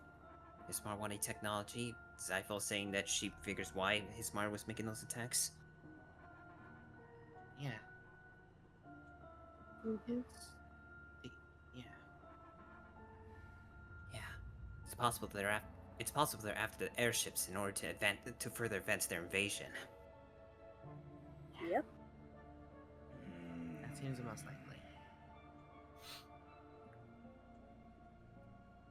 It's weird. Stark doesn't look entirely surprised. Makes sense.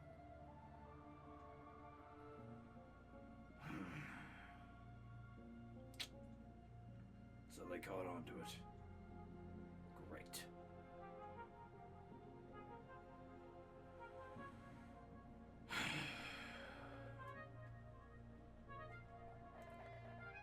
Are you working on something special in here?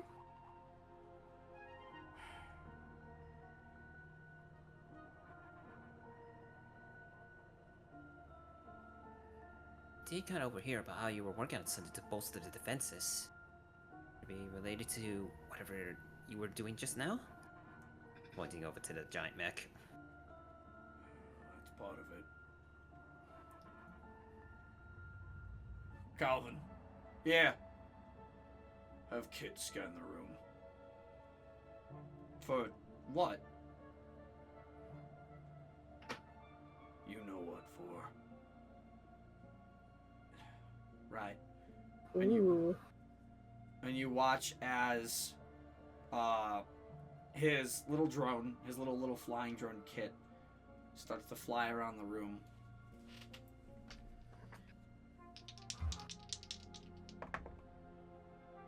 That's good. That's good.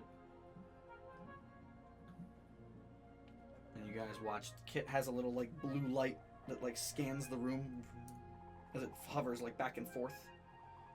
It scans the whole room. But you watch as Kit's light. Suddenly, there's a moment where it turns red. And it kind of wraps around the room again. And it turns red again. And Stark and Calvin immediately take notice on the second pass of it. Stark kind of stands up off the barrel. Where is it triggering? And Stark's walking over to it.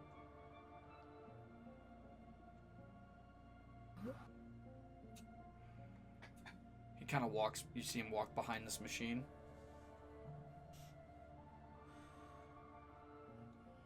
And Kit, Calvin's drone Kit flies over, scans the back of the machine, and right as about it gets a quarter of the way, like right about there, you watch as the light turns red. Hold it! And Stark starts looking at the red area. You watch as he slams his hand onto the back of this machine. And he hits and he activates like a magnet on his one glove. All of a sudden there's a click. Or like the sound of a very strong magnet hitting another very strong magnet.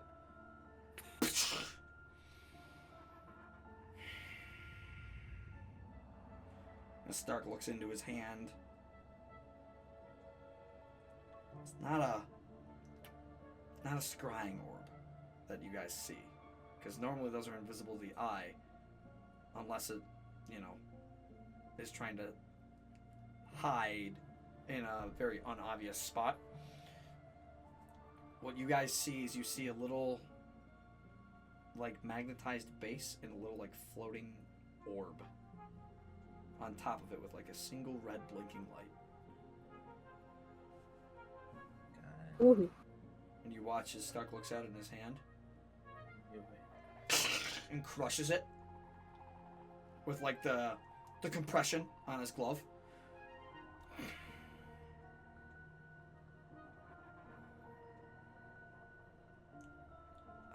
Stark?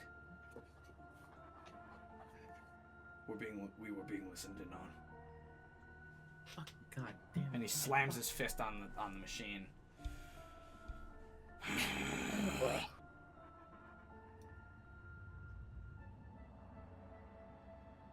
Is there any more in the room? Kit. You watch as Kit kind of flies back into Calvin's hand, lands in his hand, just spins in a little circle. He says no. Good. But that tells me something.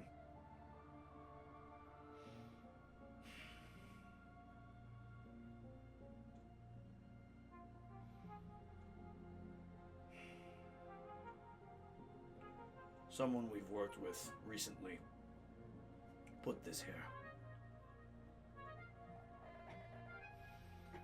Oh. How recent, I don't know.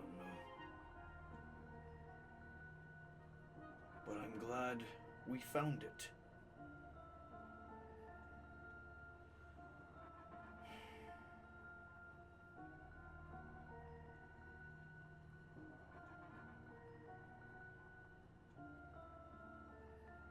So, you say you got like a God, sorry. a traitor in your midst? Possible. Very possible.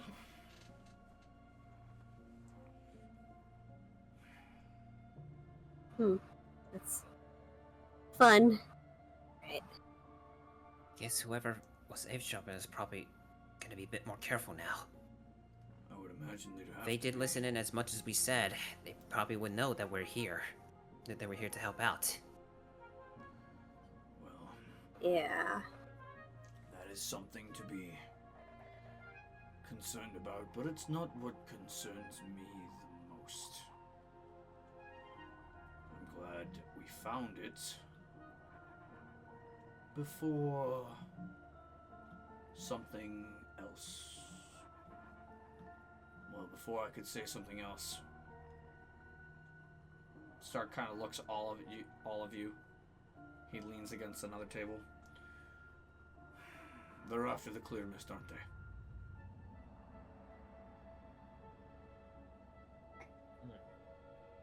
The what? The clear mist, the airship. Oh yeah. The one that was mentioned from That's right. it's Zyfel's airship, basically. Most likely, yeah.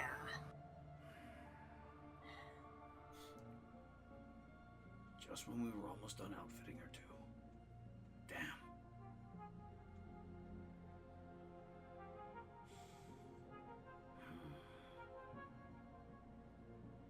That also raises the question if they know about that. As he looks over to the mech.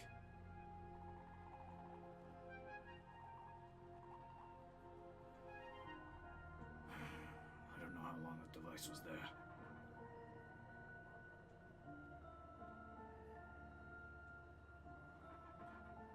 If it's any consolation, Stark, had to have been within the last I don't know, month. Ever since we made the first one. Yeah. That concerns me more. That they know where it is.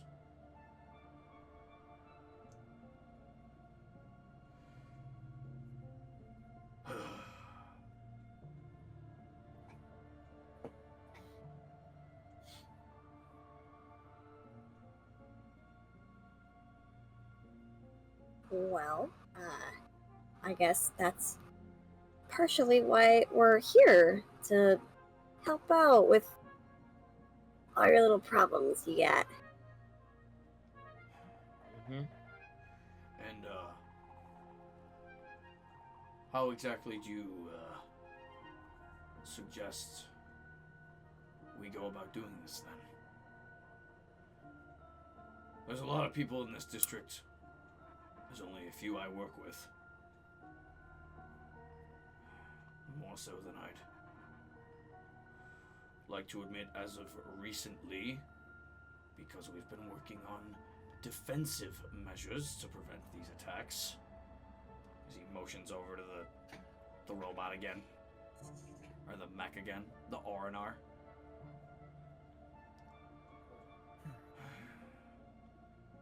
Well, maybe we could start with finding whoever planted that little bug.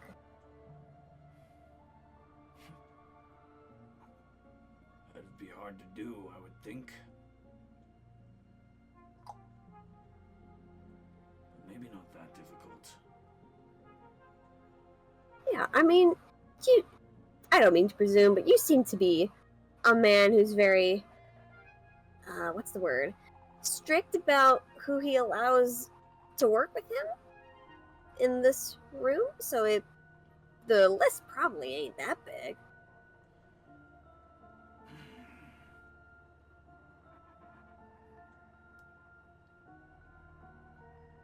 Might be right. Might be wrong.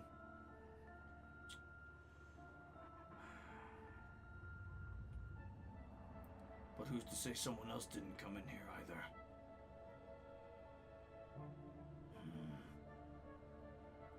But if they want to come after the airships, that means we're gonna need to talk to her, I think. Stark, do you mean Chloe? Yeah.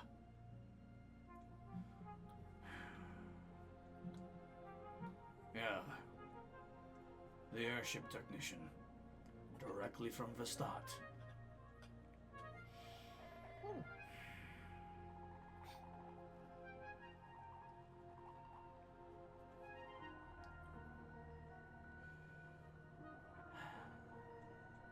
Well, it's probably important that we go inform her, right? Yeah, it is. Calvin, can you do me a favor and send this Orinar to refinement? I mean, it's functional. No. Refinement, as in your personal workshop. Finish it up and you know where I want it. Yeah, I can do that easily, not a problem.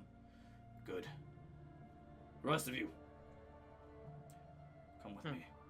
We have to go talk to somebody. Yes, sir. You guys are carefully walking out, and as you guys exit, Calvin's little hound returns. Puppy. Kind of weaves between all of you, sits down in front of Calvin. Ah! Good! And you watch as the dog is carrying like a bag of things on its back. Extra parts, extra tools. Perfect! Thank you very much. Calvin! Yeah? Be careful. Oh, come on. I'm not gonna fall into another one of the attacks. Don't worry about it. I don't...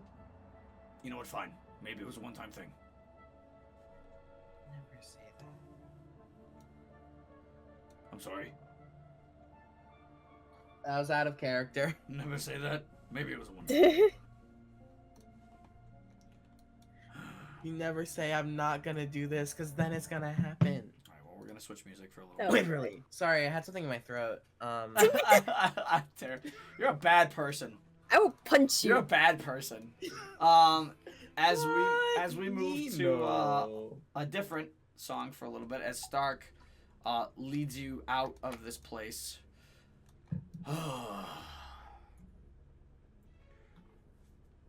Do me a favor, for all of you. We don't talk about anything we just talked about in there until we get to where we need to go.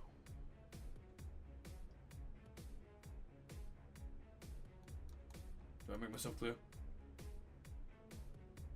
Mm-hmm. Yeah. Good.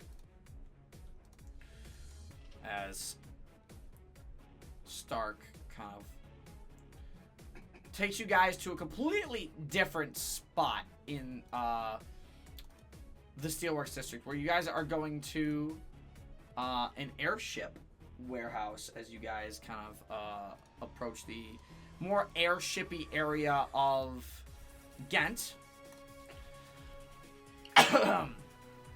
you find yourselves kind of positioning more, not on the, for the base airships.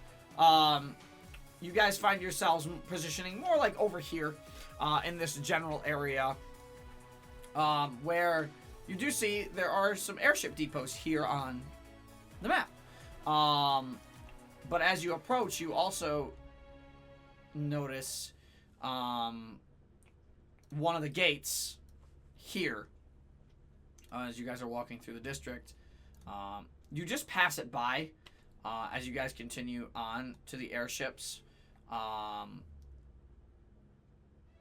But it's important to note that the wall as you pass by definitely has more town guard presence there, as well as construct presence, specifically at that gate. Makes sense. Or around that gate. Mm-hmm. Most likely to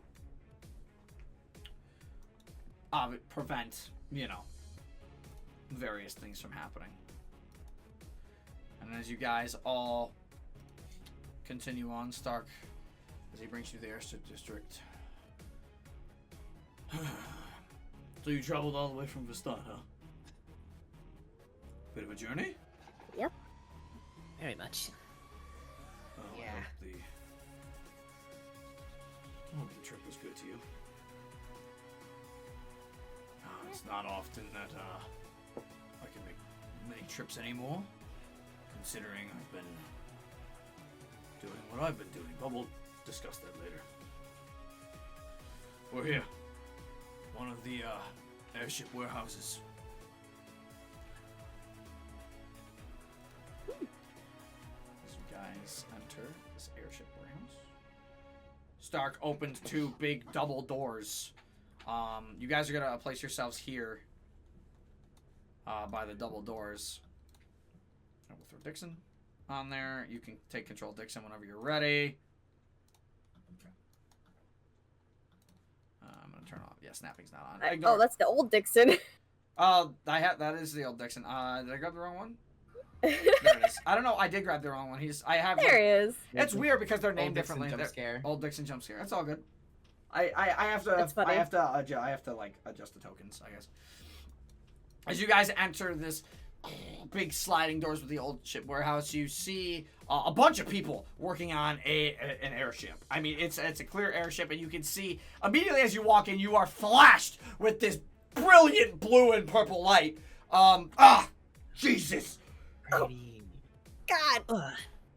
I want to make a bracelet with that. You see everybody Something. else kind of like, they're all kind of wearing like masks or goggles, and you do see like a bunch of people. You see some little repair things happening. Be careful with that. You don't want to fall in that now. We just got to make sure we get the cover on right. Jeez, these things are such a pain in the ass to make, but they're going to be so pretty when they finish. Chloe. Huh?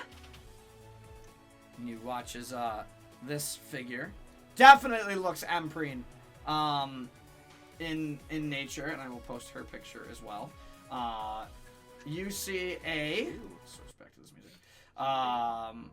Nope, not that music. We're gonna go to this one for a bit. You see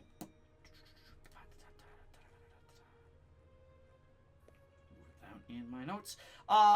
Human female standing about 5'6", long black and dark brown hair, so it's kind of like dyed. Tied into a ponytail, she has light blue eyes. Appears probably to be around her 30s. You're not entirely sure where. She's wearing a white shirt with like exposed shoulders, very much like, I guess, stewardess. Bluish details like on planes kind of thing. She has leather straps and belts adorning her attire and waist all throughout. Wearing black pants with brown boots. And you just know her at the moment as Chloe the airship tech. I will post her picture as well. Ooh. Woman. A whammon. And Wham!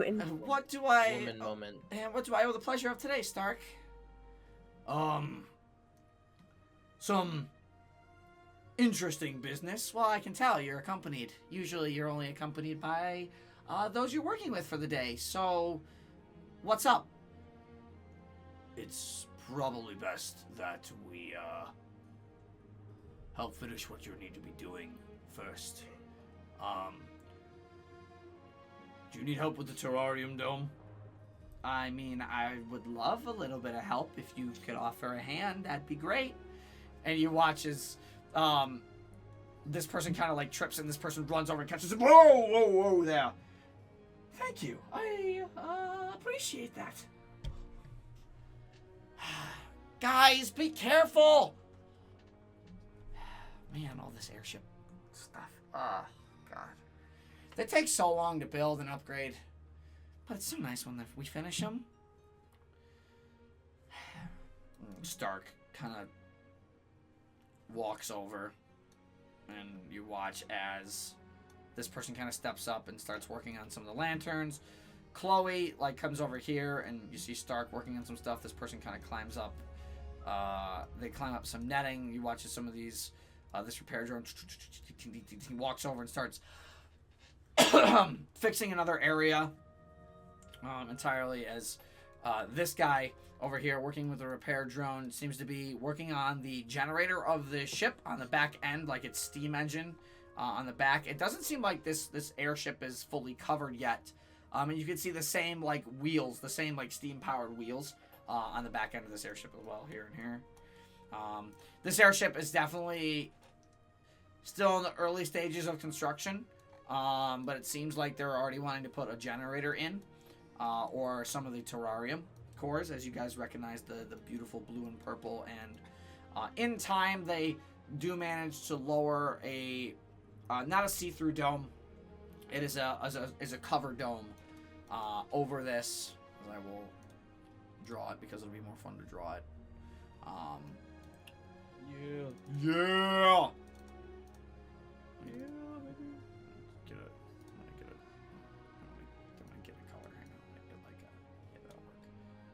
That'll work. We'll do like yeah, that'll be fine. And they get like a dome cover here for this thing,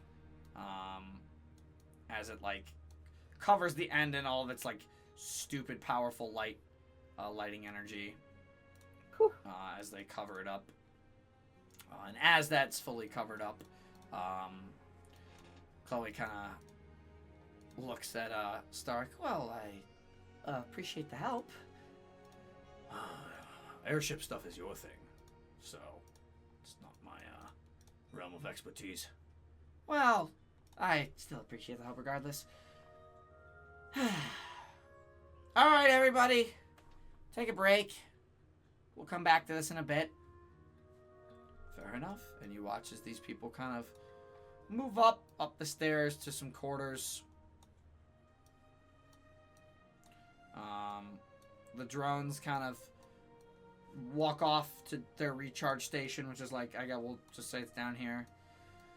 And eventually Chloe hops down from the ship and Stark comes down off his ladder.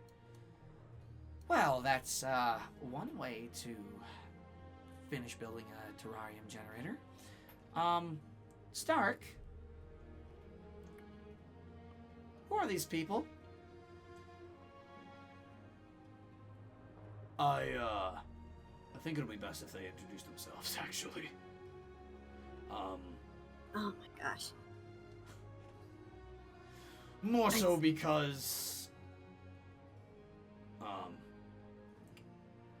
well, I'll just say it. They're here on orders of the Empress. He watches Chloe kind of like changes her position. She puts one of her hands on her hips and she kind of leans into that hip.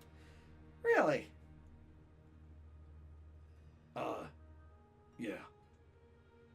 Well, that's interesting. Stark kind of steps aside. Chloe steps forward. Well, hello, I'm Chloe. Airship tech from Vestat. I can already tell, this is a very... She looks back to Stark. Unique group, although, immediately I can see that one of you is a Dragon Knight.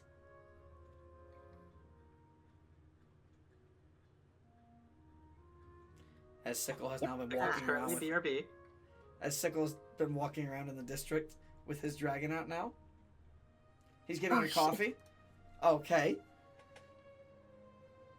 All right. Well, let's just get this out of the way. Whatever just goes down the line. Sickle, Dixon, Waverly, Russell, Missouri. Oh, it's a pleasure. So you're here under the Empress, yes? Yes, Yeah. we're here. Is correct. That's Yes, we're here. Yes, we're here to try to investigate the ongoing attack and see if we can help out. Well, that's very, kind of you folks. Honestly, I wish I could say it's been, better recently with the last attack that happened, like 2 weeks ago at this point. Calvin got caught up in it, too. Yeah. It's too close, though. Too close to this district, though. I was really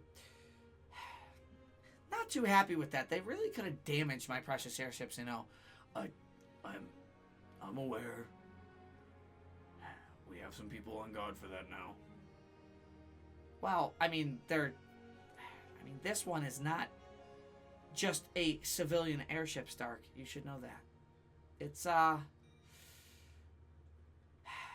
well, it's a battleship with the new terrarium generators. Yes, I'm aware. We've already completed two of them. But but I'm not here. And they're not here for the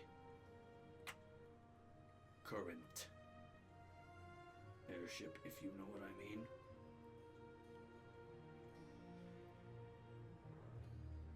Oh.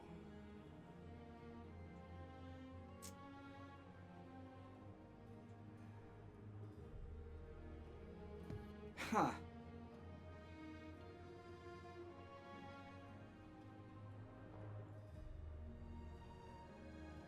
Chloe kind of looks at all of you. She looks down on the ground for a second. How bad has it gotten? Well, long story short, there has been a declaration. There has been a declaration of war. yeah. So the situation has gone pretty dire. Yeah, it would seem that way.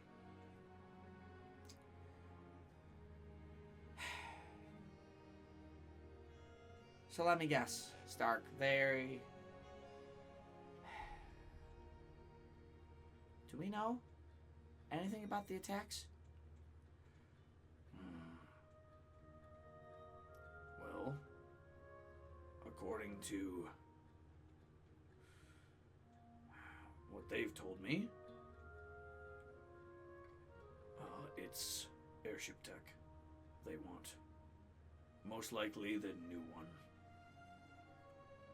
Or, you know the one. Right. We shouldn't talk about this here. I know, that's exactly what I said.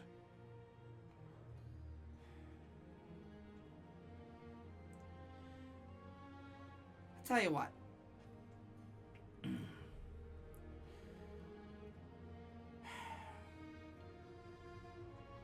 What do you think about...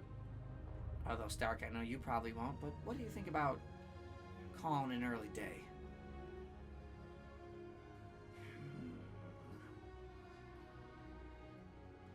Honestly, probably smart. Right. Right. We did catch what was just... We did seem to catch a device that was eavesdropping us earlier back at Stark's place. Might be wise to avoid that risk a second time.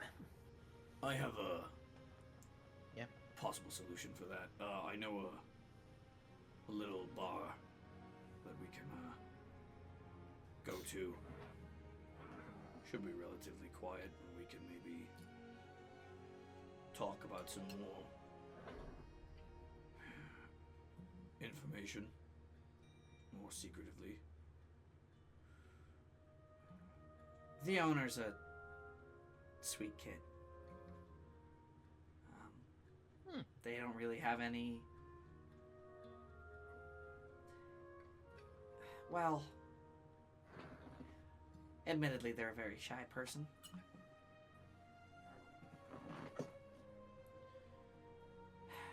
But they've been pretty accommodating to most of us, although it is a bit of a walk from your home, Stark. I know. It'd be a interesting walk back, but I'm more concerned with everything else. Yeah, it's probably safe that we discuss there.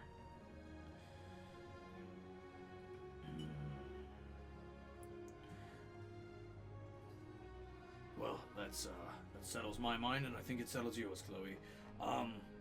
So here's the deal. We're gonna go to a place called the Clockwork Meadery. It's in the northwestern part of the city, in a very beautiful district in the the Clockwork Court. All things. Well, yeah.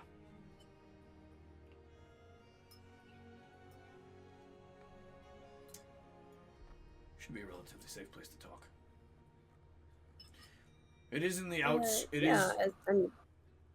in the outskirts, technically, but we like to consider it part of the Trmyx ward.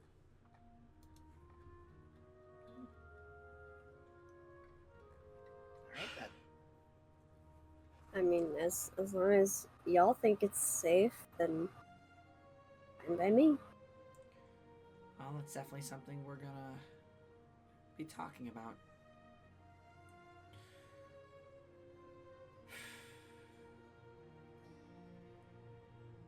Stark, I'm gonna finish up here. I'll meet you guys there. Tell me, do you guys have ways to get into the industrial district still? Yeah, we got some VIP link cards or whatever.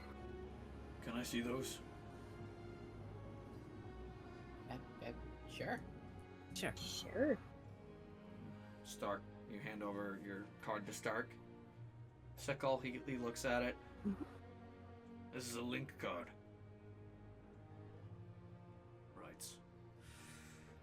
Yes. We're gonna have to get you some, higher than VIP cards. Might be safer to get you a military card. Ooh. Oh. Should allow you access anywhere in the industrial district. So, we'll go take care of that together. And then I'll finish up some business, and I will meet you at the Clockside Meadery. Is that okay? Works for me. Sounds like a plan. Sounds good. I'll get there as soon as I get a chance to, so... Just, give me some time. Right. Yes, of course. Well, we should go. Now. So, Okay. you guys are led back to the a different exit this time. As Stark leads you through the steelworks, you guys do end up passing the Synergy Hall, But you exit out the north side of the industrial district, where you have this building here before you come up top. You enter inside to speed the little things up because I want to get to some of the cool stuff. Yeah. There is a again another person there. Stark accompanies you here, and you can change your link pass. Meadery. MEAD. As well. I just saw. Oh, mead. Okay. Yes, as in drink, as in mead the drink. I thought it was meadery, and it would be really funny Also, if they had only vegetarian options. It's spelled like this. Ah, it's fancy. It's a Alright. little different spelling, yes. It's a fun shop. What you go through. Well, these passes are linked to Rupert.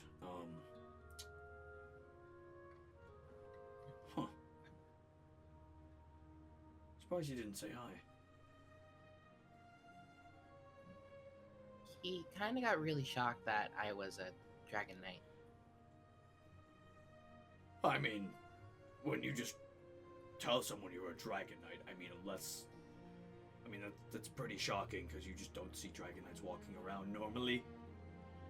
So. Yeah, no, I get that. Nope. Yeah, we had to keep it a secret while we're walking around the eastern part. Yeah. Well, you're smarter than most in that regard.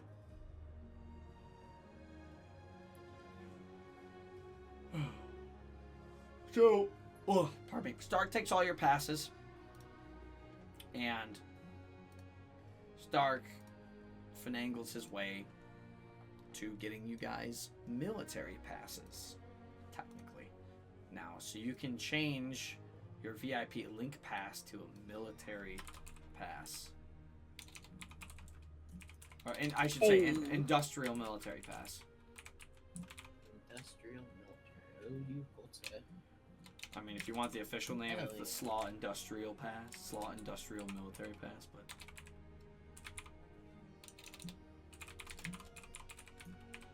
adding it to Dixon sheet as well. Yeah.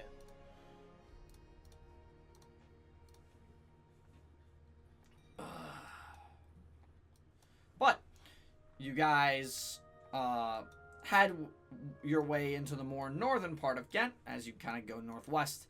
Initially, you eventually find this beautiful market, actually a nicer market in the outskirts, known as the Clock Tower's Embrace. You come to find asking a couple of the locals. What's beautiful about this district in the northern side is this is the nicer area of Ghent. Even though the eastern outskirts seem pretty rough, it seems like the northern area is much more well kept. There are more people that are this dry cough kills me. Not impoverished. They seem to have a better living stance. Potentially there are people that work in the industrial districts. You're not entirely sure. But upon receiving, some instructions, because obviously they're going to help you to tell you where you need to go, through that, you find yourselves in the late afternoon going to a place, well, I would say late afternoon, no, early evening at this point. Early evening, like 6 or 7 o'clock, technically. You find yourself coming to a beautiful little place known as the Clockside Meadery. Pull up the Clockside Meadery.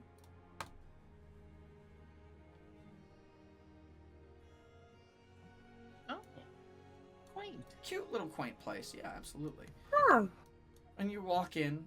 Love it. Front door is like, there's 2 front doors that are in there. Love that.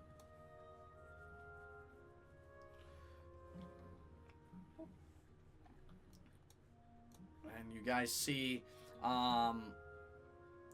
immediately in front there's a notice board on this place, and it's very cute. The Clockside Meadery,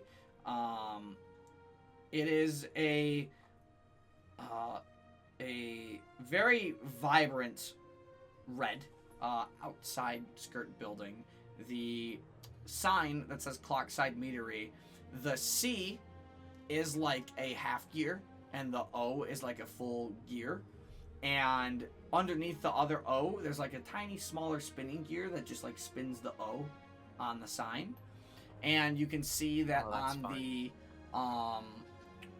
side of the sign, because that gear is spinning, you can actually see like there's like lights going over and across.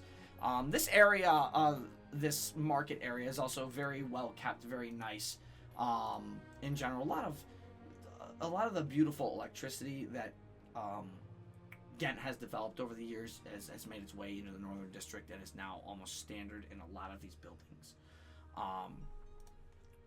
The Clockside Meadery does have some nice lights on its inside, as well as you can see, as well as some beautiful, not bay windows, but very long, vibrant, lightly stained glass windows to match the red. They are almost a bronze-colored stained glass window that you can see through. And you see there's a couple patrons in the bar. There's a guy that looks like Harrison Ford when he had hair. Damn. That was a joke. I know. But yeah, that's the meadery. Huh. What a cute little place. Also, we're missing somebody. There he is. Are we? Oh, the map. I forgot. So, you guys can make your way in, as I will Okay. change our music a little bit.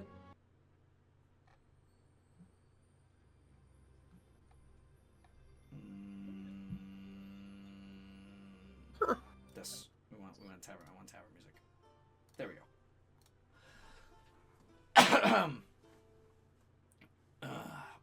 You guys notice as you come in, it's quiet. It's early evening. It's a meadery. You would think there'd be more people here.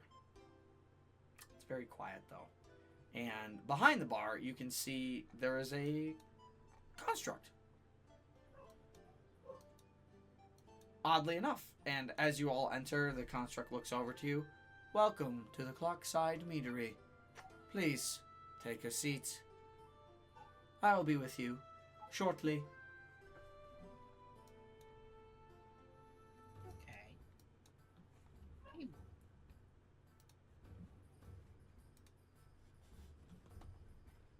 That's just Ashen. Just sit wherever. Yeah, so we're over. I'm somewhere a little further in. Oh, Dixon's attached to you again. sure. He is, yeah. Yeah, I understood that because it's easier. So I don't have to move him around. Mm-hmm.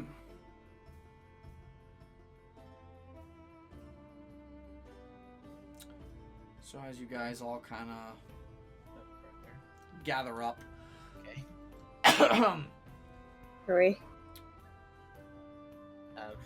I said way in the back.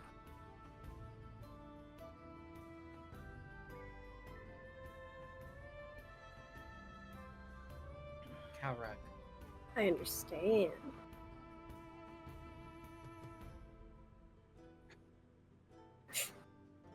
Sickle sits on the rug. Well, I'm doing that out of character Well, yeah, we'll explanation just- because there's not enough There's chairs. not enough chairs, yeah, that's fair.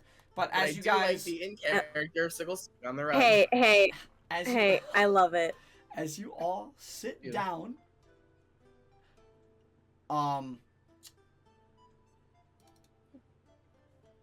what would you guys like to talk about while you got some time?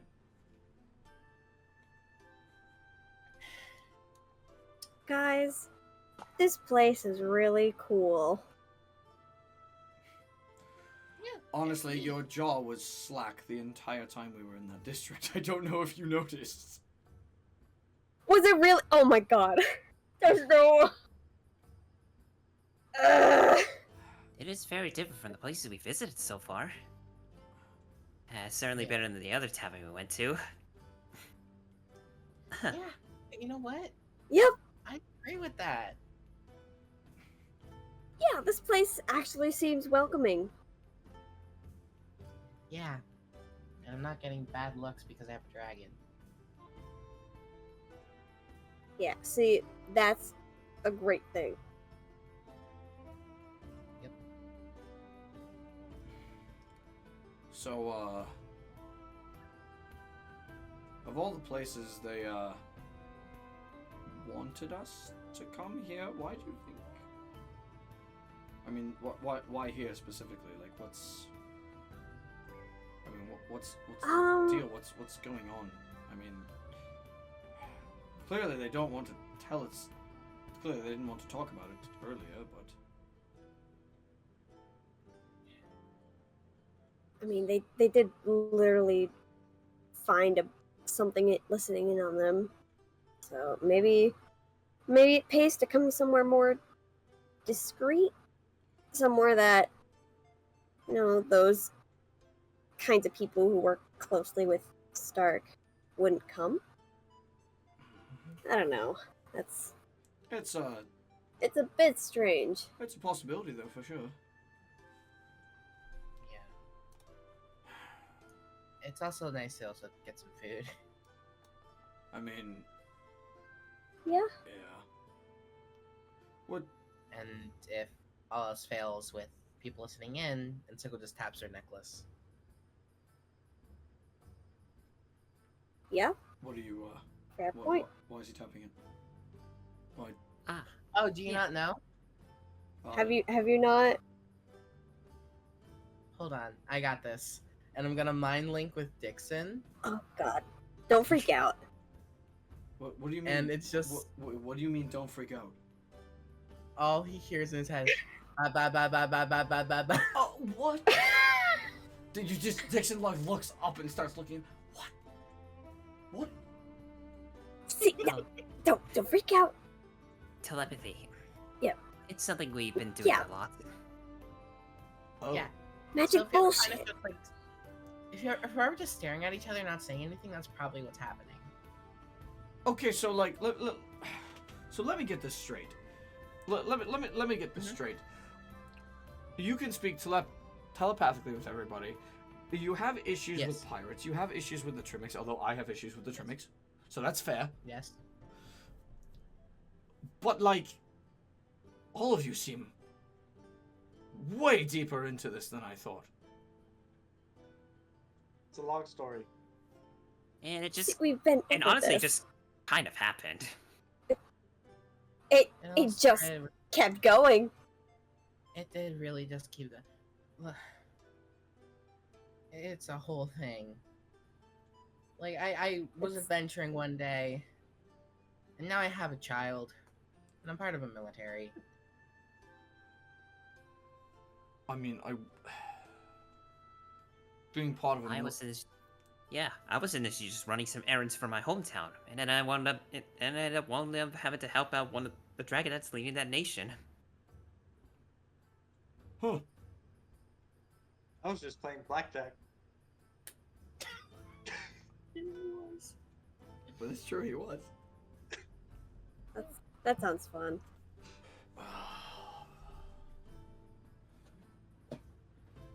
We should get a deck of playing cards so that we can do more blackjack. You are so We right. should. That sounds like a great investment. Would love to learn how to play. It's not that hard. Okay, next shopping spree we go on, we should try to find a deck of cards. I also do want to pick up some more jewelry supplies. Okay. Keep a note of that then. Another sound at the door comes in. And you see Stark and Chloe, because they must have met up. Gotta grab her token in a second. There we go. As Stark and Chloe walk in, you hear the clockwork. Greetings. Welcome to the Stark. Welcome to the Clockwork Meadery. Eris is not in today. can I help you? I won't be needing Eris, thank you, Till. I do need one thing, though. Do you have any, available private rooms upstairs still? Private drinking rooms, sir? That'll be fine, I think, yes. Of course we do. Good. Now we wait. As Stark sits down, Chloe kind of follows behind him. And they sit down. They're waiting for us. Yep. I think I- it's already, as wait. they're about to approach the table, she just gives a big wave to them. Hey, Stark, they're over. I see them. I just sat down too, damn it. Ugh. See, what is it with people? What is it with people not realizing we're already here? Well, to be I mean, fair, I did one kind of of pick us- a table that's very far away. Yeah, why We did are, you pick up we are, the black we are, we are Well. very punctual. How punctual were we? We're also very brightly colored. That. What's this about being brightly colored? Hi. Oh. Yeah, well, no, that makes sense. Of course they'd be in the back corner. Why didn't we ever think of that? Well, it's the most private room the most private table they could probably get. Which makes sense given the current situation. Yeah, that's what I was going for. Well, the good news is I'm in good standing with the owner here. So, all we gotta do is go upstairs. And, give me a second. Cool. You're welcome. Ooh, Yes. I figured out a way how to do that. I figured a way how to do that now. Nate. Delicious. yay! So you guys are gonna go into like these rooms over here. Yes, it's a curtain, but I'm gonna No, say it's a right, door. I'm gonna say it's a sealed metal door. As you all Valid. make your way in. I also think the map might not be locked. Detach. That map is now locked. Oh, was I moving the map? Oh, The other map is just under it. It's fine now. Am I? Okay, we're good. We're good. As you Okay. all kind of Fine. sit down at this. Ooh, pardon me. Oh man. I don't know what's with me today. I've been yawning so much this session today. Oh my god. What the fuck? Oh, me too. What the fuck? I'm so eepy. EP. Don't worry, we had an EP lack this morning. But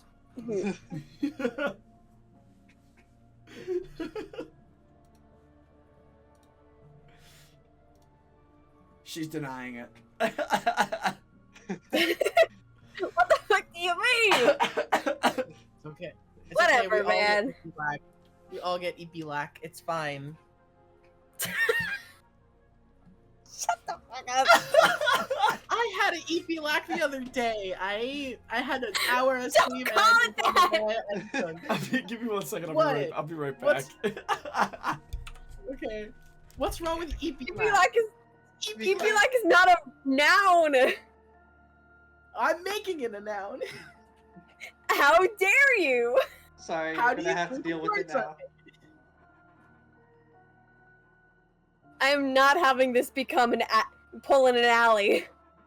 I'm not having it. I got the reference. I know you did. Hell yeah. Me, like, religiously watching all the Dimension 20s. Needed to get a bottle of water. A bottle of water. What? A bottle of water. What? I can't, you fucking people. So I'm sorry.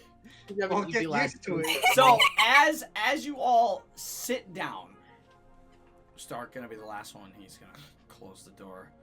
The good news is these rooms are actually relatively soundproof. You're fine. Good. No? Stark sits down. He's gonna cross his one leg over. Ugh. He's gonna lean on the table. Alright, I'm gonna be straight. I'm gonna be straight with you immediately. Chloe, there after the clear mist. Oh.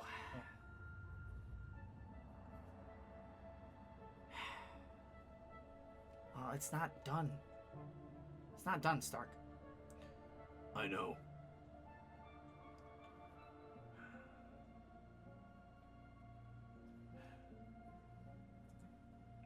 So, you think all the attacks have been specifically targeting the clear mist, or at least trying to find it? I don't know exactly what they want, but they definitely seem interested in the airships. That much is for certain. That was the guess that we ended up coming to with these attacks. Did the Empress figure that one out? I wonder. Yes, it was. Yes. Earlier, we were actually approached by some of the dragon's siblings. Apparently, Hismar said that he demanded technology to help with the drought at Eremite. But Zypho apparently guessed that it was actually after the airships to further advance this invasion towards the other parts of Empyrean. That would make sense. We've sent him plenty of technology to help him deal with the drought over the last 20 years. I know it's gotten bad over there. But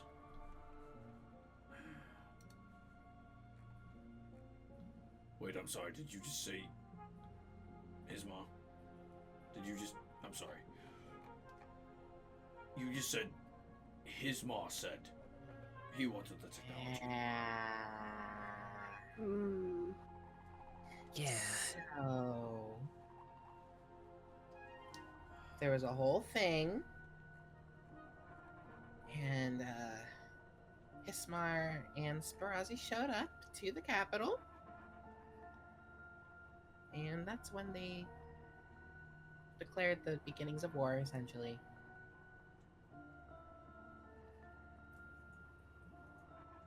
You watch as Chloe and Stark both just kind of... They're kind of like shocked. They do not know what to say. Nope, that's that reaction makes sense. Precisely why we didn't say everything to begin with. Now that we actually are to ourselves, finally let that little truth out. So you see why this whole situation's really significant and why we ended up here. And what of the other dragons? I mean, if this is War, and Hismar wants the tech,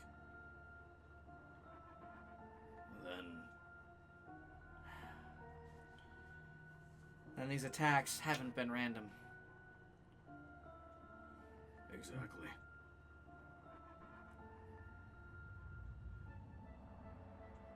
These are intentionally targeted attacks. But to what end? To weaken defensive points? So they can get in. The industrial district is at the center of the city. They have no means to enter it quickly.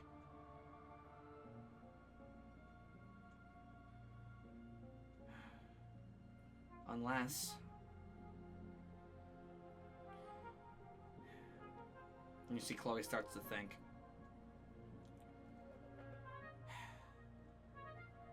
Look, I'm just an airship tech, Stark, but I've been around the division long enough in the military over in Vestat to know that if these attacks, as you said, are specifically targeted,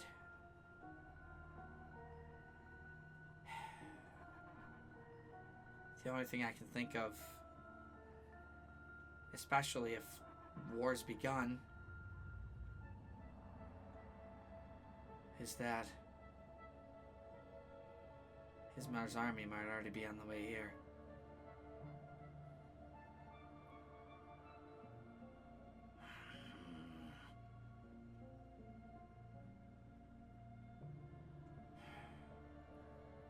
Then we have to shore up defenses. We have to make sure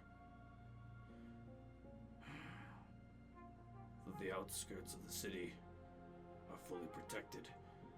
All the while, figuring out what the hell has been happening with these attacks. If they are targeted, and they are coming after the airship technology, my question is, are they truly going after the clear mist?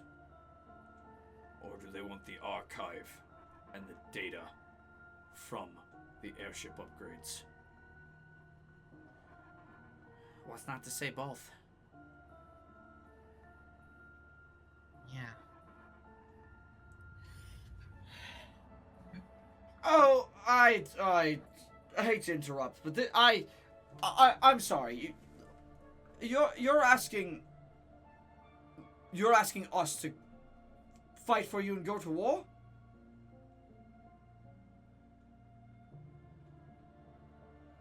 Is this That's Dixon. Dixon Yeah, talking? that's Dixon. who is he asking this to? Us? In general. In general. I mean, yeah. Seems a confrontation like that might be inevitable. Waverly, what the hell? I Why didn't you tell me?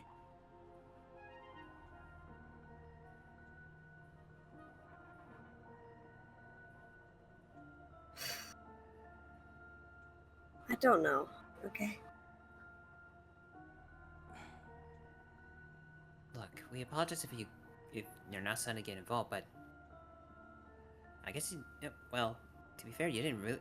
To be fair, I guess you didn't really ask. I didn't think it was like that. At all.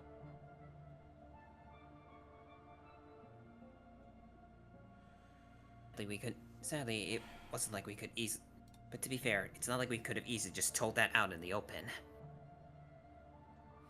Yeah. She's right.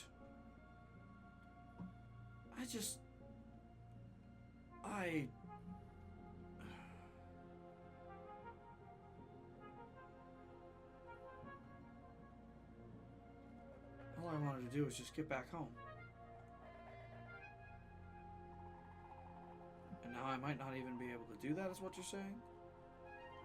Well, that's not entirely true. There are ways to get across the spires if you truly wish to avoid this. Yeah, well, we'll make sure it's done.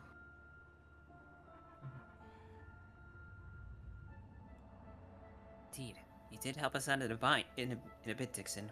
We'll make sure we return you the favor. I appreciate that.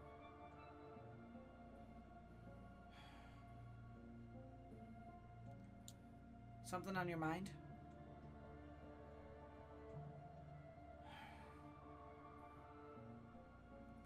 Dixon's kind of just looking down at the table.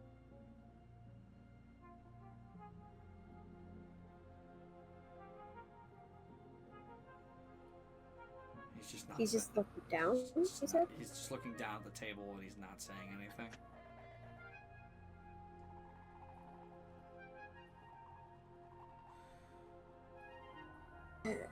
Can I insert check him? You can.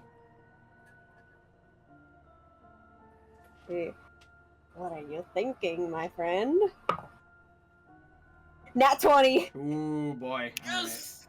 Nat fucking Nope. 20! Had to do a nat 20 to tie it.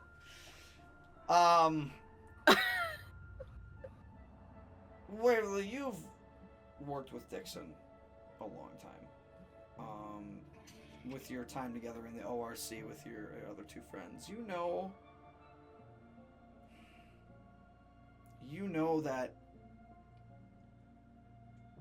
Dixon can be a bit of a lone wolf at times. But you also know that Dixon cares a lot for the people he grew up with. And also the people like you and the people he worked with in the ORC. So for him, it's kind of... He's saddened by the fact that here he is in Empyrean right now. In his home of Eremite and them are now at war. So in Dixon's eyes, because Dixon, he wants to go home to try and get a better life for himself after, the whole Elnira situation. He's starting to, it's hitting him that he might not be able to do that. Even if he gets into Eremite, who's to say the war still doesn't follow him? Or who's to say that he runs into more trouble, Trmyx or otherwise?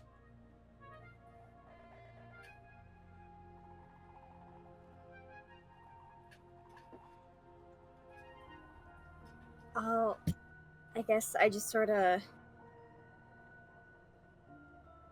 grab and squeeze his hand and just say in a low voice to him, "We'll make sure you get back, okay? And make sure you stay, okay?"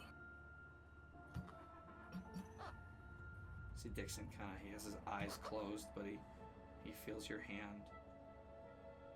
And he kind of squeezes his hand back, but you do see like a tear roll down the side of his face.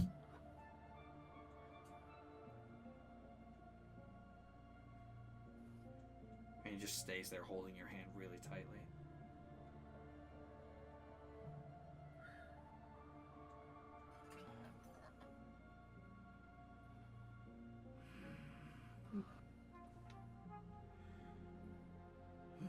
The question remains, what do we do about our current situation? Because now I have a lot more things to worry about.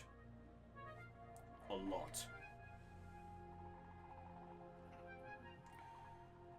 Shoring up defenses around the city is one thing. Shoring up defenses around the eastern side of the city is another. Not that I'd like to. But we might not have a choice. They're all Empyrean while they're here. I know.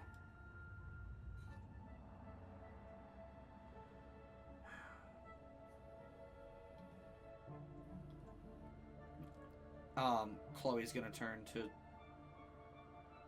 all of you. Did the Empress mention anything at all about how they were most likely to attack?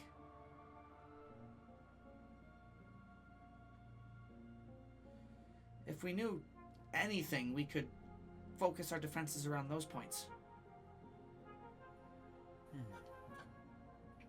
Can we try to recall if if Zyphel ever mentioned that? Yeah, make a history check. Well, they probably come from the east side, more Well, from the spires. Right, but where specifically? Like, here, I think I still have it. Hang on. Do I still... Oh, yeah. Okay. Yeah, give me 1 second. This is it right here.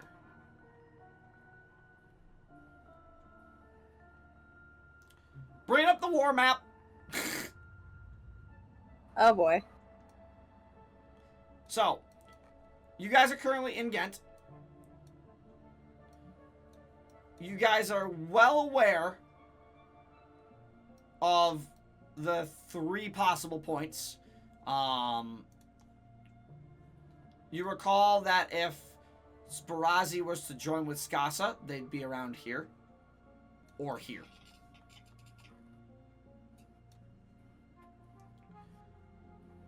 You would also know that... actually, Missouri, make that history check for me. Okay. I already rolled it. That's, how's a 14? Okay. With the 14, and recalling what you saw on the war map, and the plan, you would know that Ghent is considered a crossroad town into Empyrean. It has two entrances into it, from the south and the north. It's unlikely they would come directly across the spires, because the spires themselves, they were created by Hismar, and they have, over time, basically been formed into mountains. So either they'd have to go all the way over the mountains, which they possibly don't have enough airships to do. Even though technology has been shared, they might not have combat airships able to do that. Or they would go through the mountain, which is dangerous. They would go through the spires. And Ghent's also in a more of a hilly area, so they'd probably be going through hills, most likely. Not coming from underground, but it'd be tough. Also with the 14, you would know if Ghent wasn't the primary target. Potentially. If Hismar was smart, you would remember with the 14 that the city of Aten is a southern coastal town that basically has direct access into Empyrean just by going across the water. One place in particular, or I should say 3 places in particular, that could potentially, well, no, it's more 2. 2 places in particular that could come under the line of fire if they attacked from the south would be Lochran if they took the boats and went up the river, or Wimborne if they attacked from the southern coast. Okay. So it would be like, I can show you on the map here. So if the southern coast was the attack, they could go up here or they could come through here. Otherwise, they could go over the mountain, down here, or up here. They technically could ignore Ghent altogether if they wanted to and go to Moonshire. But they still have to cross the terrain, and Ghent's also conveniently right there. Alright. So with that, Missouri would do her best to relay all that. Well, let's say they do try to attack Ghent, and then likely they're going to go through the spires, but that would be kind of dangerous given the dangerous terrain there is. There's the option to fly over, but I don't know if Eremite has anything. It has airships that are quite like the ones here. Nothing strong enough, I don't think. Even though Stark, you and your family have shared technology, as far as I'm aware, we didn't give them anything like battleships, did we? Like battle airships? No. Not in my time. Well, that's a relief at least, so... Okay, maybe over the mountains is out of the question. And going through it's just as dangerous. Right. The only other thing I could think of, I remember Zyphel pointed out a city that's farther down south. I think it was called the city of Etten. Likely there, they could easily just avoid the spire altogether and attack by sea. Likely attacking any of the cities that are bordering the southern sea. Either that of Lochran or Wimborne.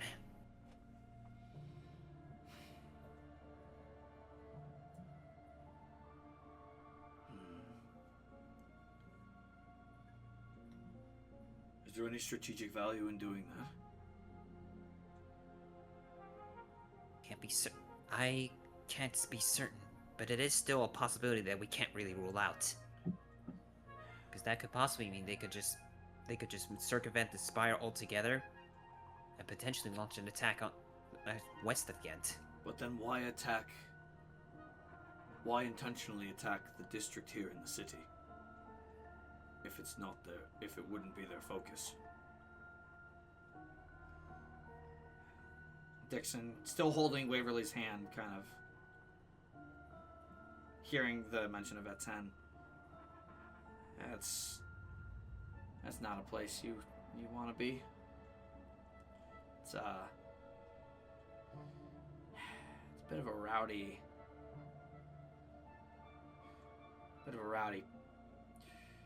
pirate town. It's where I got picked up by her.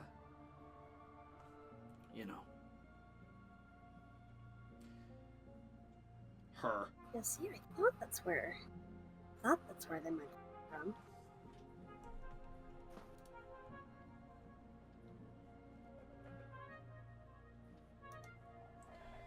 Well, if what you said was true, then I don't think I will stop other people. Then I don't think that's going to stop them from recruiting people that are very capable of fighting and traveling the seas. Makes it all the more possible that this could happen. Mm-hmm.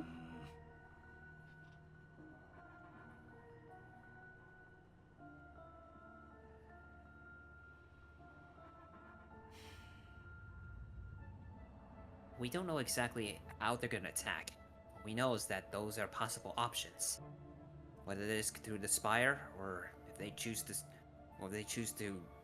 go around and use the city edit to travel to the seas.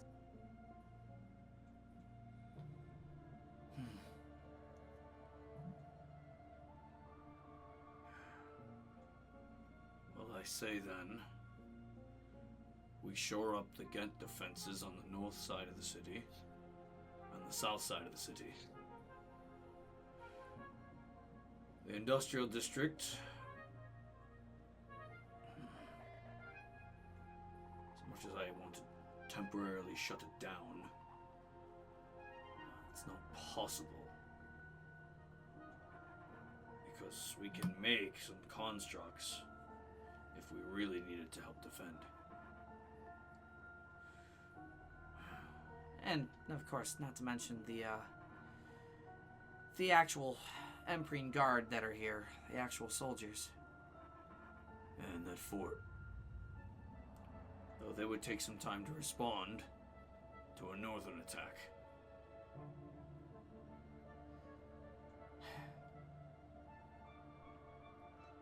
Well, if you think what you say is true, then Stark, it's probably safe that I take an airship to Vestad. Don't you think? Someone's gotta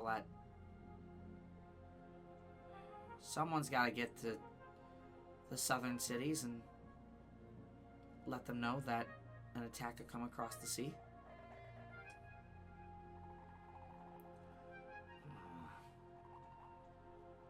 You're right. I can leave tomorrow, if you really need.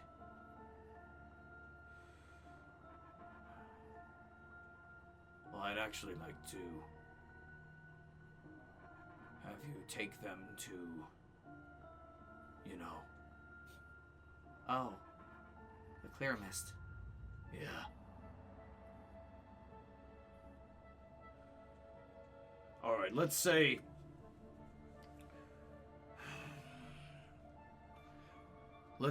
the attacks, specifically, have been intentional toward the industrial district, and let's say they're going after the airships.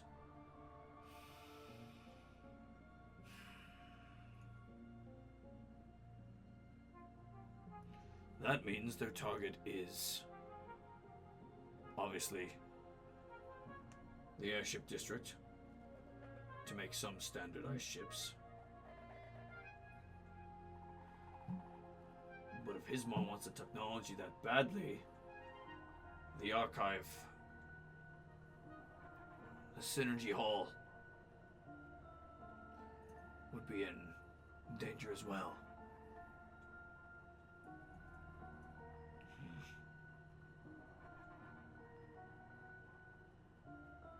These stupid attacks on the eastern side of the wall have also forced a lot of our eyes to stay on that side.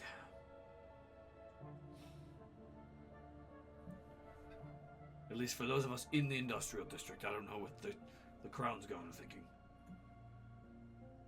And I can't be sure either. I can let them know tomorrow as well.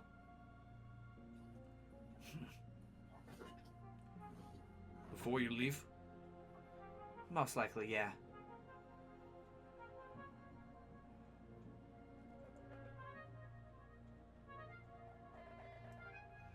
That still leaves us with one question.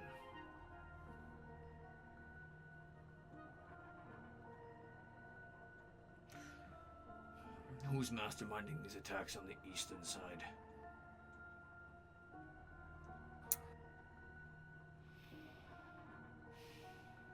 My guess, Trmyx. I mean, I feel like that one's a little obvious, Waverly.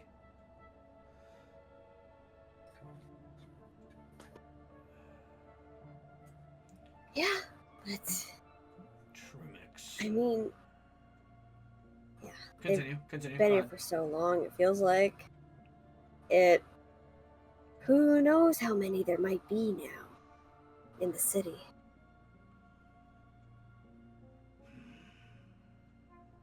And who knows how many of them were new and how many of them were established as part of the early militia. Yeah. Based on that history.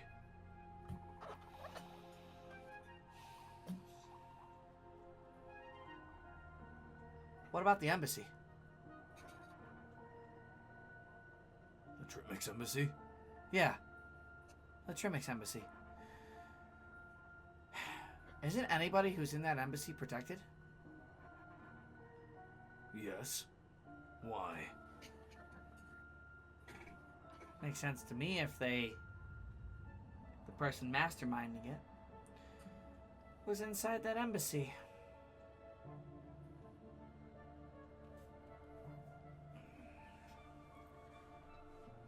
That's a good idea. It's a valid point, but an issue arises there. Jurisdiction of the Trmyx embassy solely belongs to Erementhia.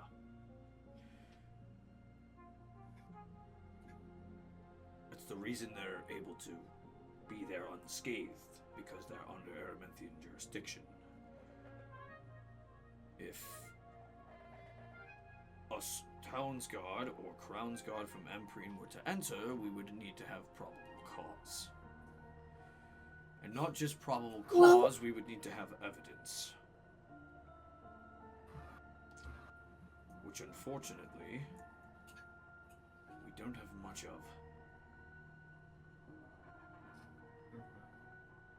I mean, we're at war, like officially now. Surely there can be some wiggle room in the laws with that little detail.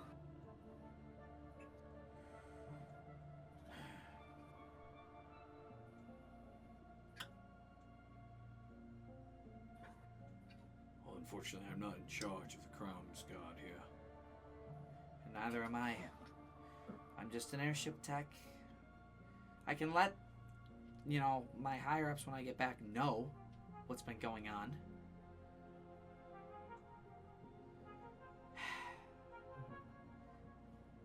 But we're kind of at a standstill here. We can't just go storming into the embassy. That's for one thing.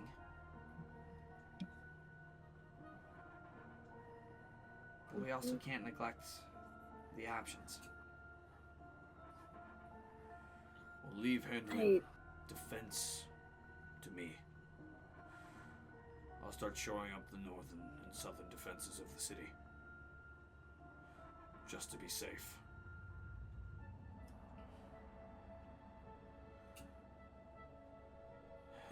really hate to suggest it, but would it be worthwhile to wait for their attack and try to get some leads there?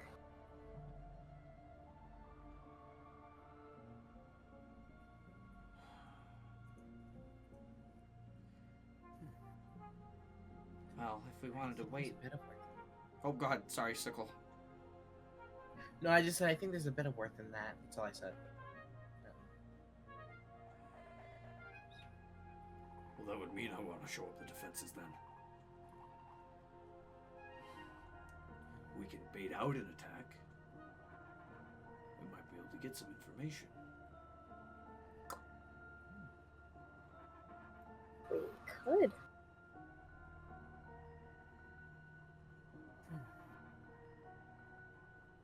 Feed him some bad intel.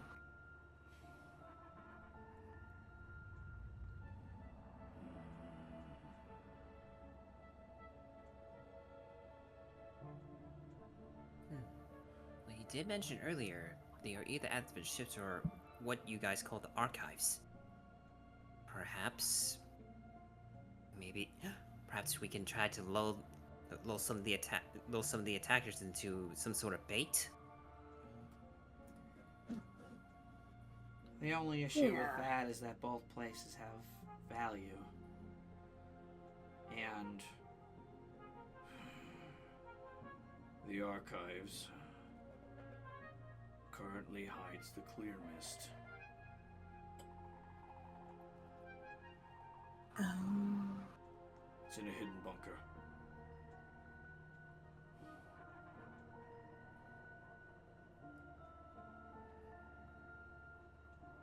Do you think it's possible we could try to bait them by making them think there's value in another, less important location?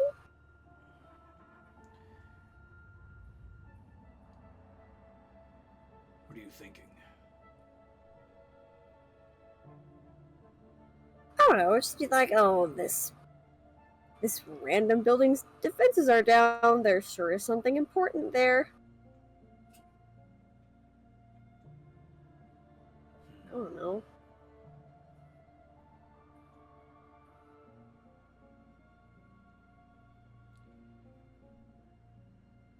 We can stage a meltdown.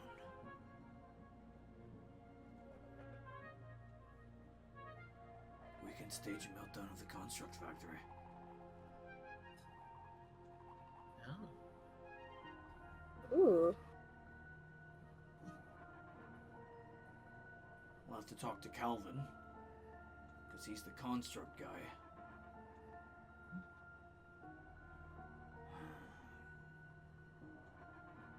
But if we stage a meltdown, that would mean the clockworks in that area would shut down. and you see Stark air quote that as he says it. I see where you're going with this. To lull the attackers into thinking that the defenses are down and make them strike. All the while, we can have the construct factory working on full blast. Intentionally have a meltdown.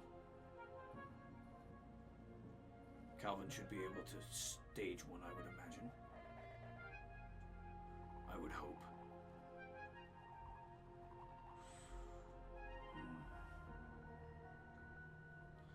All the while,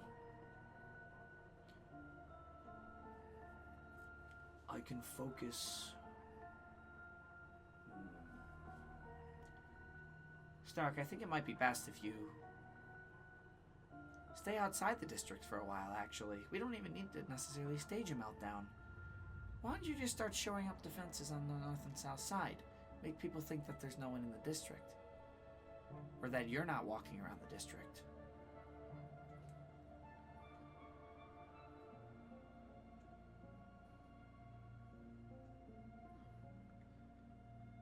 That seems a bit risky, no?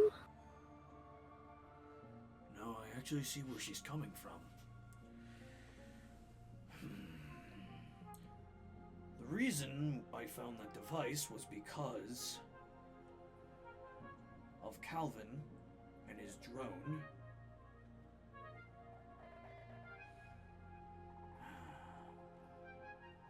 And because we only checked the room after you gave me such bombshell information.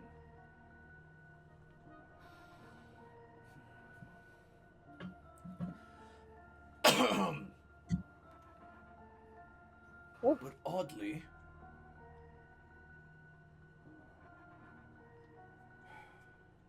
Calvin might have been onto something when he said I wasn't there, or that device was planted when I wasn't there.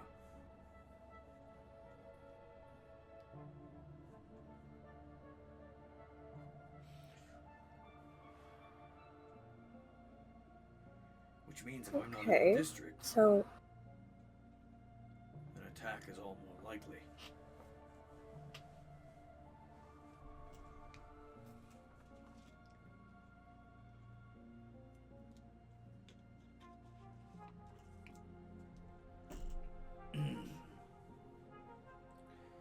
Not a bad idea.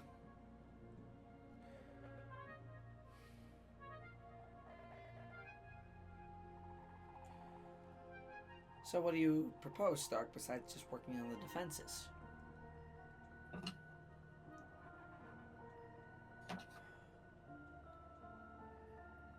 That airship you were working on earlier was a Class B, yes? Yeah, it needs a second generator, but some of the weapon systems are already prepared. Let's say we leave that warehouse open.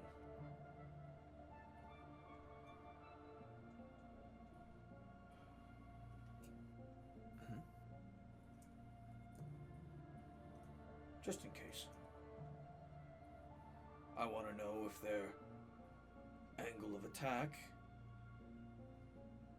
is the weaponry on the airships specifically, or the technology behind it.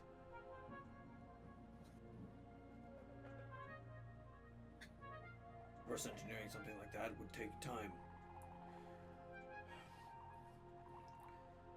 But if that airship currently isn't functional and incapable of flight, they won't be able to get it out of there. That also means, as the most likely position they would like to assess to see if it's worth their while, or if it's what they need. If their objective is the clear mist, we'll know off of that.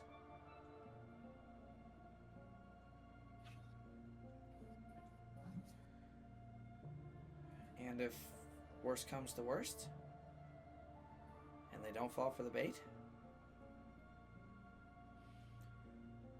Well, then Plan B's the meltdown.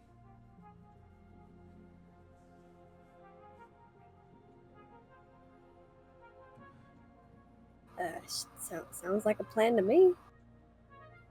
Yeah? I think it's a pretty solid plan.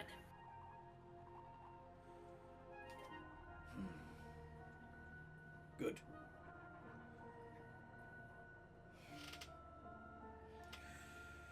Well, I think that's a very interesting... This is a very interesting turn of events, to say the least, and not entirely unexpected. yeah, we all kind of knew this day was gonna come, huh? There's Didn't expect it to be in my lifetime. But I guess the ruling dragons need to have their way.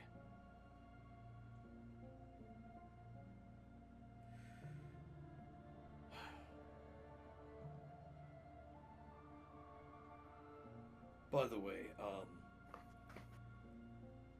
as he kind of motions to your whole group,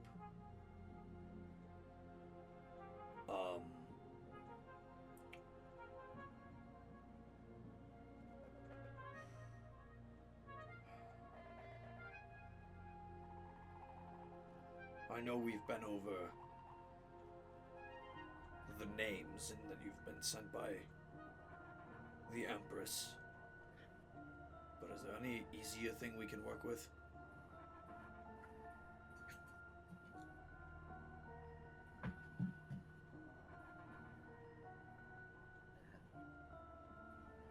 It's, well, collectively, we're the Starfarers, if that works for you. Starfarers. Mhm. Okay. Are you all good for this plan? It sounds pretty solid. It sounds perfect. In that case, what do you need us to do to set this plan in motion? We need to have you watch the airship warehouse for a few days, potentially. I'm going to be not in the district. Calvin still will be, but I will inform him of our plan later.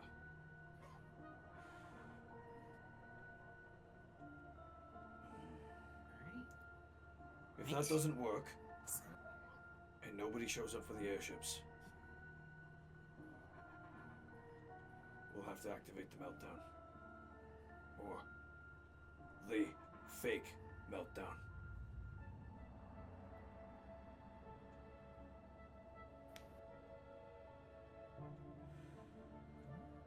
Alright then. Alright. It sounds like a good old-fashioned scout to me. Yep. There is one other thing you could do if you didn't want to do that, though.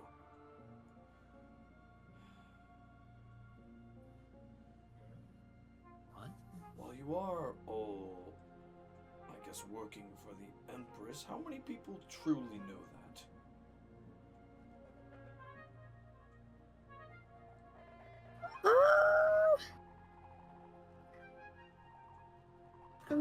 I mean, not a lot.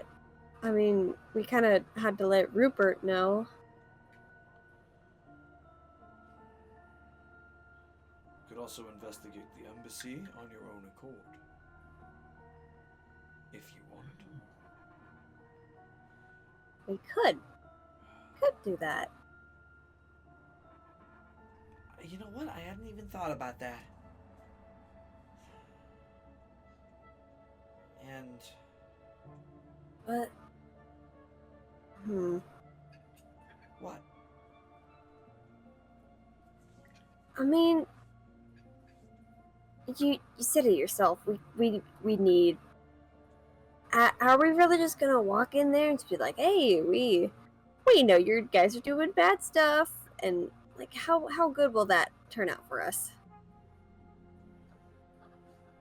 It's not that you in particular have to say that they're doing bad stuff.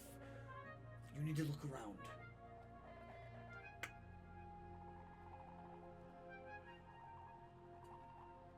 You're asking us to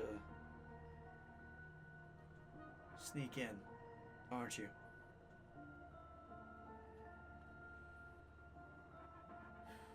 If you wouldn't mind.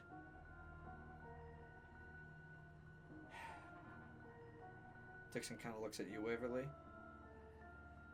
It'd be you and me. I know what he's getting at.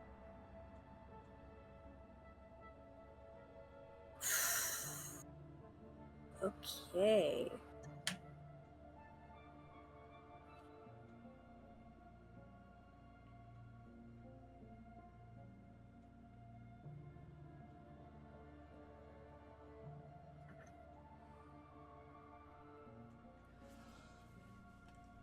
You know what I'm getting at? Oh, is that what you said? I'm sorry. Dixon looked over to you and he said, I it'd be you and me, if you know what I'm getting at.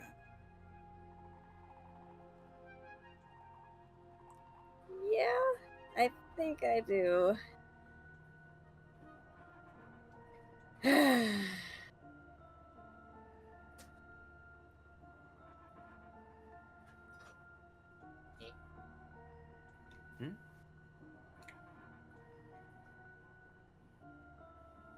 I'm waiting to see if someone figures it out. Are we? Okay, hold on. They're going to pretend to be Trmyx. Pretend to be bandits. Ah. It's not just, Why going? it's not quite that. It's something I mentioned earlier. Where does this embassy fall under the jurisdiction of? Oh. Oh, free to roll.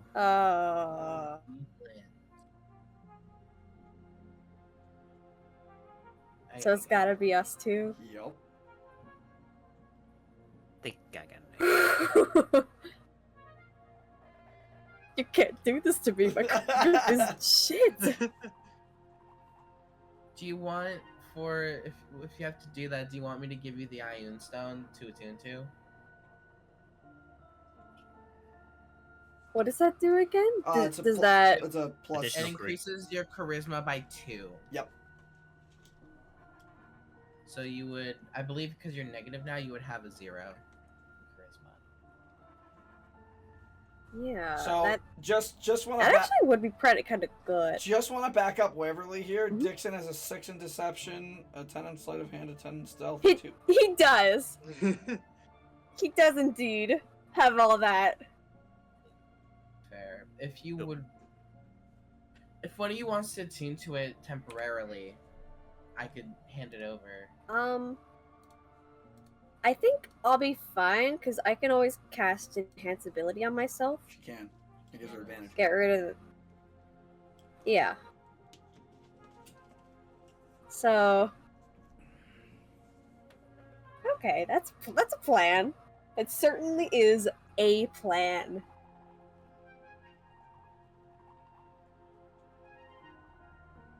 When? I mean, if it'll then sure. Why not give it a shot? And you just want any information? Right? Anything would be good to see, at least if we can find out who's behind this. Or at least what they're planning. Surely they have to have some hidden secrets in the embassy. You see Dixon kind of sigh. You know, I just don't do this stuff for free. As it stands, I'm kind of short on. Oh, I'm not that short on cash, but even in the same vein, it'd still be a long trip back there, back to home, back in Eremite, especially with all this stuff now. I understand. If it's any consolation with me leaving tomorrow, I can put in word that I will send it up the chain that I met and talked to the Starfarers.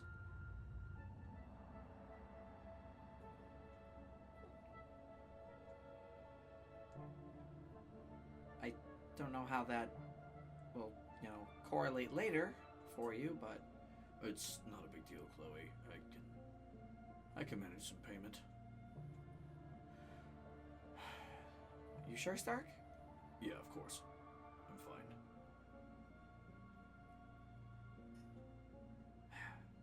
Right. Well, then if I'm doing this, you've got yourself a deal.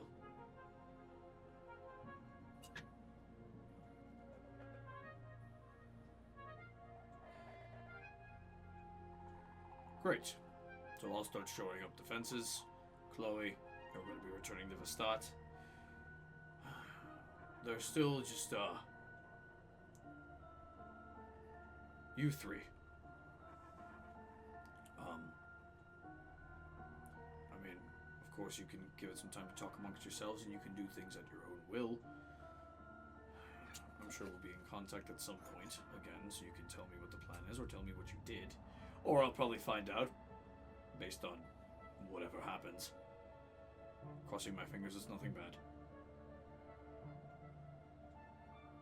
But Yeah. you can all figure out what to do together, I suppose.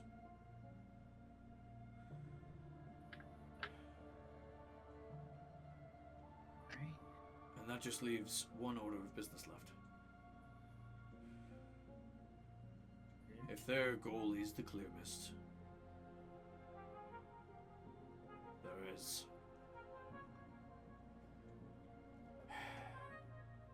it's probably important that we show you where it is.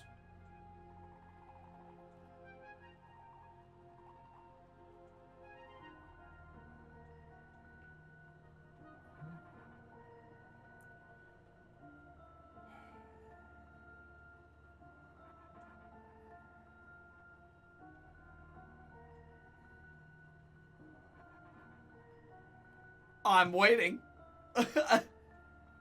What? Huh? You? I think you cut out. What? Alright. Yeah. Or we're very quiet, I don't know. That wasn't really that quiet. I just Sorry. heard. That leaves Might as well show you where it is. Yeah. He wants to show you where the clear mist is. I didn't say anything else after that. Oh. That's what I figured. Okay. That's why I said I'm waiting. I'm waiting for a response. I wasn't writing stuff down. That's fair. Alright, well. If that's what is next, sure thing.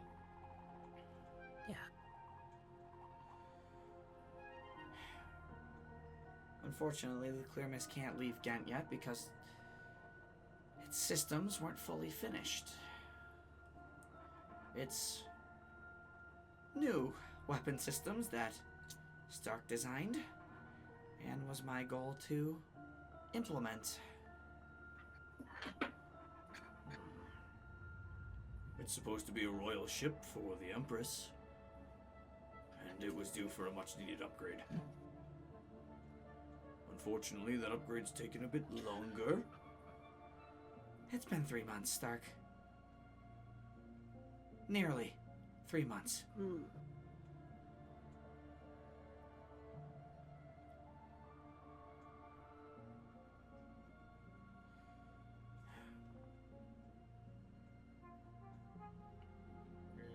I take it mean, it's a long time. Must be a pretty good airship. Oh, she is. She's the best ship in Vestat. But if she fell into the wrong hands, we'd be in for some trouble. Yep. All the more All the more reason you why need we to see. need to make Yep. sure this works. Exactly. Chloe, would you like them to come early in the morning? Oh, very much so. Use your passes. By the hall.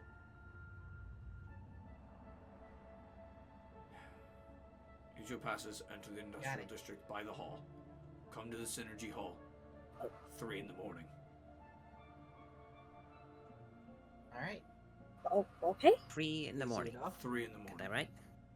3 o'clock, yes. Okay. And question: Where is this Trmyx embassy located? It's funny you ask. Alrighty. Let me pull up my map again.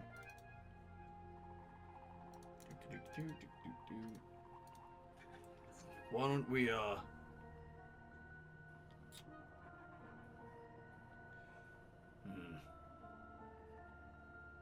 why don't we take a little walk? As Stark gets up and starts to walk outside. Okay then. Sure. All right then.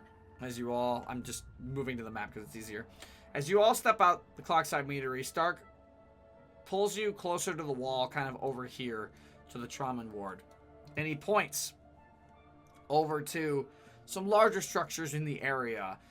He points to these 2 smaller forts, but he also points to a very specific mountain that has like a mountain that's it's like crested reverse hill, kind of like Nightmare Before Christmas. Like how the thing kind of like spirals under the hill. It's kind of like that, but yeah. it's just the first part of it, and it like curves partially downward, almost to like a point, and it points directly at the building where the embassy is. And as Stark tells you all, See that mountain? The really silly curved one? I see it. Yeah. If you follow that from here, where I'm standing, and you follow it down, it points right there. and you can see like a larger building surrounded by some walls in the distance as you're more in like a smaller hut area. But as he follows the mountain down, this is where it is. Also, it's spelled wrong. I'm a dumbass that I spelled it wrong. It is. Wait, how do you spell it? Trymx. Trmyx. Trmyx. Oh my god. I've been spelling it wrong this whole time. That's the first time I've caught my own mistake on doing that. Damn it. The Trmyx. Technically it's pronounced Trmyx, but I say Trmyx because it's funnier. Trmyx. Trim. TRM. Trim. Trmyx. Trmyx, technically, but Trmyx. I say Trmyx. Trail mix. That was kind of a. It was kind Trail of, mix? It was supposed to be a pun. It was supposed to be a pun on trail mix, so yes. Wait, Oh my really? fucking Yes, God. it was supposed to be a pun on trail mix the whole time. Pikmin, you are a genius. I wouldn't have sold that. I can't believe it took you this long to pick that one out. I'm actually glad someone figured that out. I get to be the artificer now. I get to change my intelligence to -1. I'm actually super glad that someone figured that out. My god. This is the best day of my life. That's hilarious. Also, you'll know you get to the right place because there's a bunch of smaller buildings that all look the exact same just outside the embassy. Hmm. And he's. Okay. I'm obviously referring to this cluster of buildings, but Why do they all look the same? There's no flavor. There's no spice. That was kind of the point. It was space It's a, for people to live quickly. it's a suburbia. A little bit of color. Well, I think for now we should part ways here. I have a home and a... Well, no, she's not home. Wonder if she's doing well.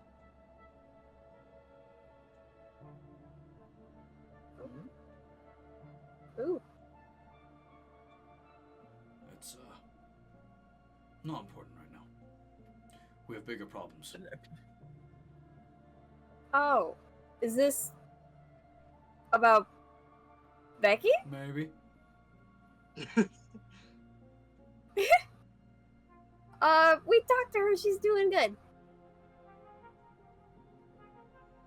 I'm sorry.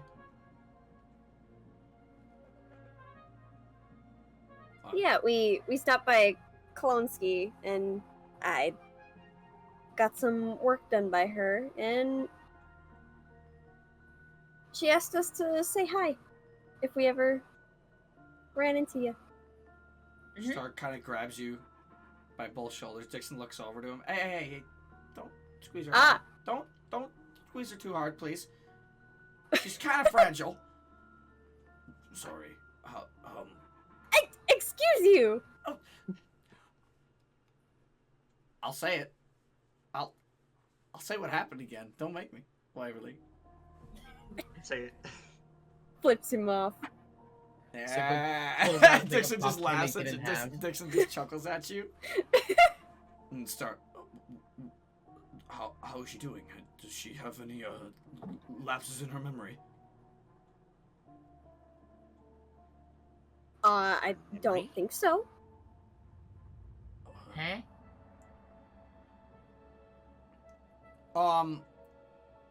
Sickle. Hi. Make me a history check. History. I dropped my dice. Oh gosh. Why sickle though? That's interesting. Because Oh, I grew actually, up I know why. under...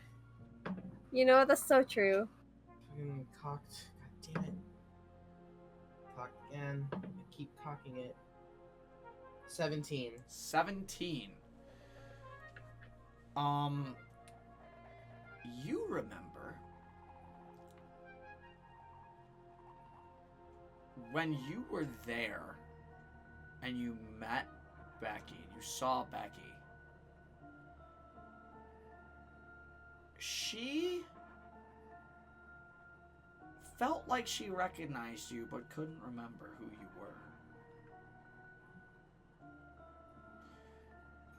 were. Additionally,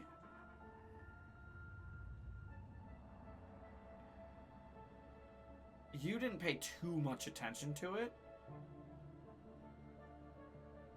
but the Becky that's present now in Klonsky wasn't always the smith in Klonsky. In fact, that's more of a recent thing. Within probably the past like 3 or 4 years. Still relatively recent.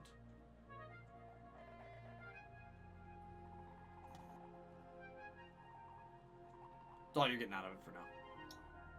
Okay. Lapses in memory. The most I could think of was her not recognizing me when we got to Klonsky, which was weird.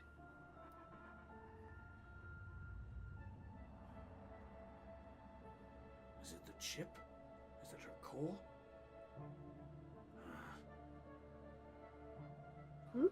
Stark? Sorry. Thinking. There's gotta be a way to fix that too. Thank you for telling me she's at least doing alright. Now go. Yeah, for sure. Get some rest. I'll see you Okay. at Synergy Hall, 3 in the morning. Alright. Right. So I'll take you guys back to the inn. I'm gonna move you over Yeah. to Synergy Hall for later. I'm gonna take you guys. Is back. it Well, we'll go to the same one. Yeah, we'll Yeah, we'll go Skyline. right? Is it what time is it? By the time you guys get out of the bar, out of the meadery, and by the time you guys also, by the time you guys walk, he shows you relatively where the embassy is. You walk back. You guys arrived at about 7 o'clock. You got maybe about 5 Okay. hours, 4 or 5 hours. It's 10, 11-ish. Okay. Well, I mean, we should probably get to bed soon, considering we gotta get up early. Yeah. Agreed. We'll have to try to get as much sleep as we can. That's still crazy. Before. It's still crazy to me, really. So crazy. You know. Yeah. Yeah. Anyone would feel that way under your position. Yeah.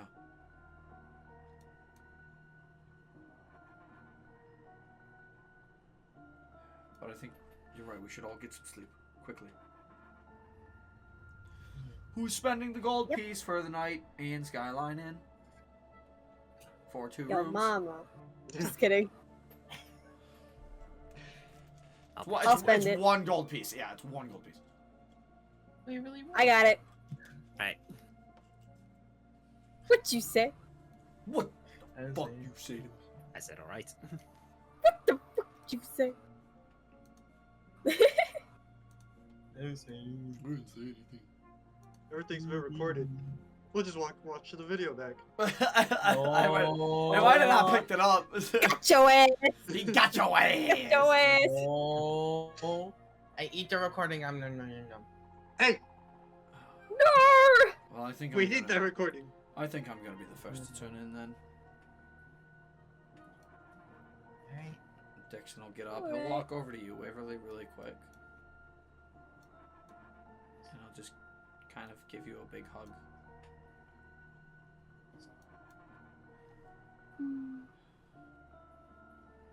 I hug him back. Don't sleep in.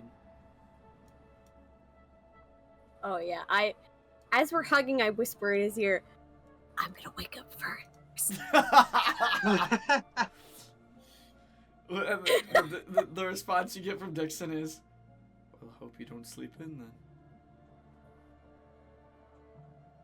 He gives you a little wink. Just watch me. He gives you a little wink as he comes off the hug and walks to the room where he was last night. As a perception, will pick that up. Oh yeah, you would. Everybody's passive but Circle basically picks that up.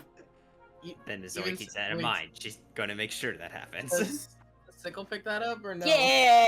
No. Passive with 13. No. No. You need like at least a 17 to pick that up. Sorry. God damn it! You're too short. He's too That's short. the suck. I hope you fail a dexterity saving throw. Whoa! Where's the hostility coming from?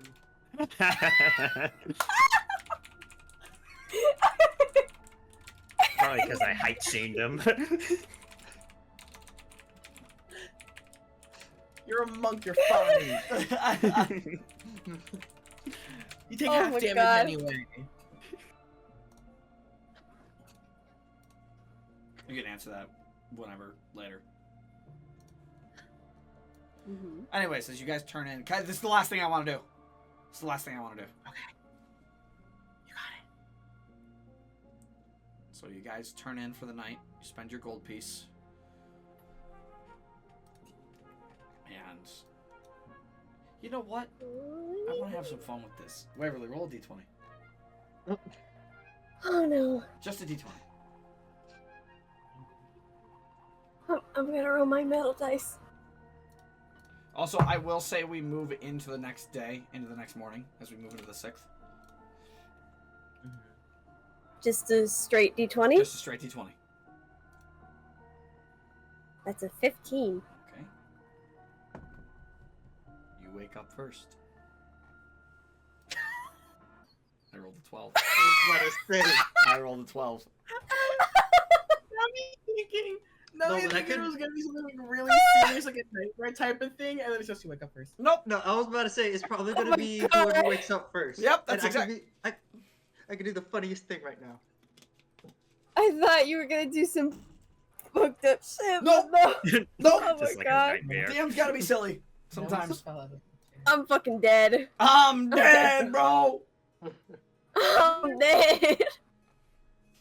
Okay, is that a long rest or? Technically no. You need 8 hours. Wait, short You rest. need then. 8 It's a hours short of rest. sleep. Yeah, long rest is 8 hours. We've taken 5 short rests. Technically short rest, yeah. Yeah.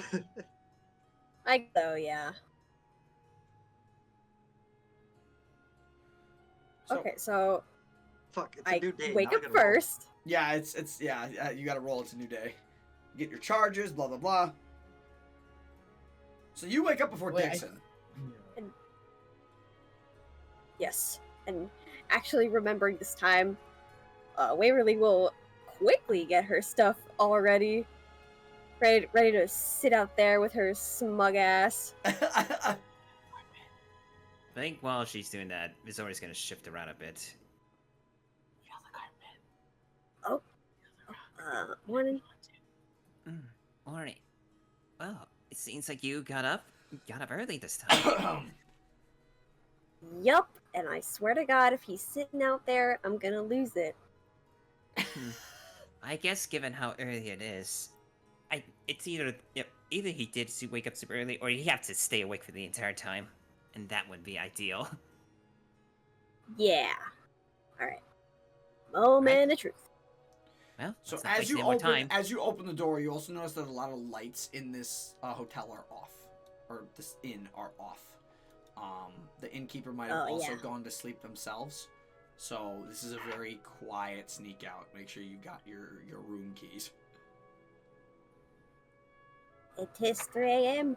and he's not out here. Let's fucking go. I think it's a little tough to see. Well, out it there, would be but before yeah. it would be before 3 a.m. because you got to be there at 3 a.m. So it's Oh probably yeah. True. 1:30. It would take. I would say it'd take about 30 minutes via walk to get where you need to go. Yes. I imagine given it's still dark, it would be a little No. tough to see if they know it's. Actually, it when might you're even out be. there or not. It might even be like closer to an hour. But yeah.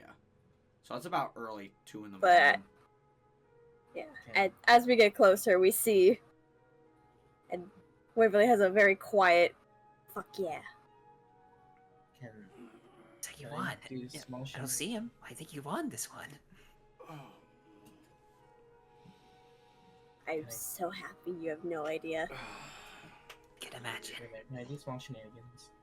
Yeah. I want to get up, see them. I want to roll stealth to sneak up to Waverly. Is it right? No. Yes. Sure. And I'm just gonna say, since it's dark, can I argue advantage? I mean, okay. Which one of you two has dark vision? I'm the one with dark vision. Missouri, you don't have dark I vision. don't. Neither of us do. All right, yeah, I'll let you. Nope. Roll. I'll let you roll with advantage. Fuck. Do we roll perception? Yeah, you'd have to know. How's a 26? Ah! Well, dang, you even have me beat. And now you have a plus 9 to I- perception. I need a nat 20. What is that? The best I got is a 22. I rolled a 16 and a 13. Oh, jeez. I would have to roll 17 or higher to Oh. beat them. Yeah, that is true. Oh gosh. Sickle sneaks up. Oh god. Sees you two, sneaks up, goes, "Did you guys sleep well?" Wow. Jeez. Fuck. God. Sickle. Jim, what are you doing? What did you do to him? What is he doing? So as you snuck Wait, up, where did he go? as you snuck up on them, Sickle, I rolled Dixon stealth. No. Uh-huh. And Where? Oh my as god. you I'm said- so terrified. as you said, "Oh my God, hey guys, did you sleep well?" Dixon comes up behind you, Sickle, quiet as a mouse. 23, by the way. And because you were preoccupied, you don't get to roll perception. So Oh. I use your passive there. Okay. And Dixon Okay, comes so- up behind you, and he goes, "I think I slept quite well, actually." Not missing a beat, just immediate hand up smack. Roll the Alert hit. feet. Roll the What do you hit. expect? Unarmed. Unarmed. Unarmed. What do I? 15. That hits Dixon. Oh my god. It's disarmament class. It's a 15. Because I have natural weapon, it's a 1d4. Yeah. Plus That's fine. two. Just scratch mark. That's 5 damage. Okay. All right. No, that's fine. Just that. Just a good Ah, catch jeez! scratch What the mark. fuck? Whoa! Whoa! What the fuck is going on? Well, admittedly, I saw him trying to sneak up on you, so I snuck up on him. So I didn't expect to get a claw in my face though at the end. Ugh. Yeah. Yeah. Take that to heart.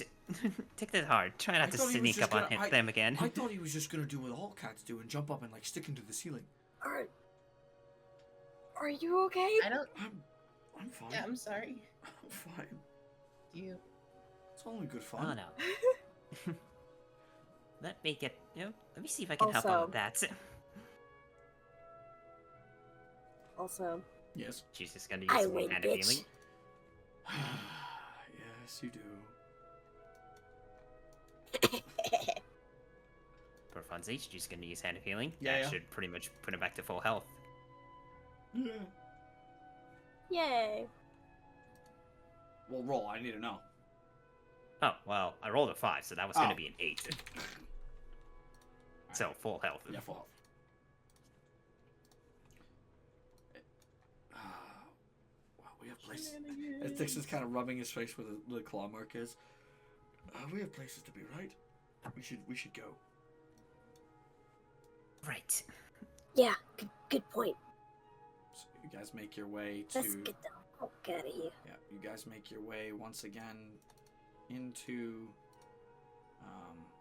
Ghent. Being sneaky with it, you all put your passes up to the thing. It's weird. The first passes you had to put up to the orb, as they were like guest passes. But when you walk up with the military passes, it's different. When you walk up with the military passes, the doors just kind of open before you scan it. We're Ooh. important. Basically, Wow.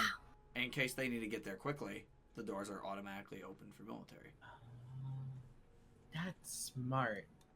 That is smart. So, as you all approach the larger synergy hall that Rupert pointed out earlier, you see Stark and Chloe, along with Calvin, all just kind of chilling. They chilling and grilling. Stark is under this one. Where is he? Yep. And as you all arrive, good, you're here.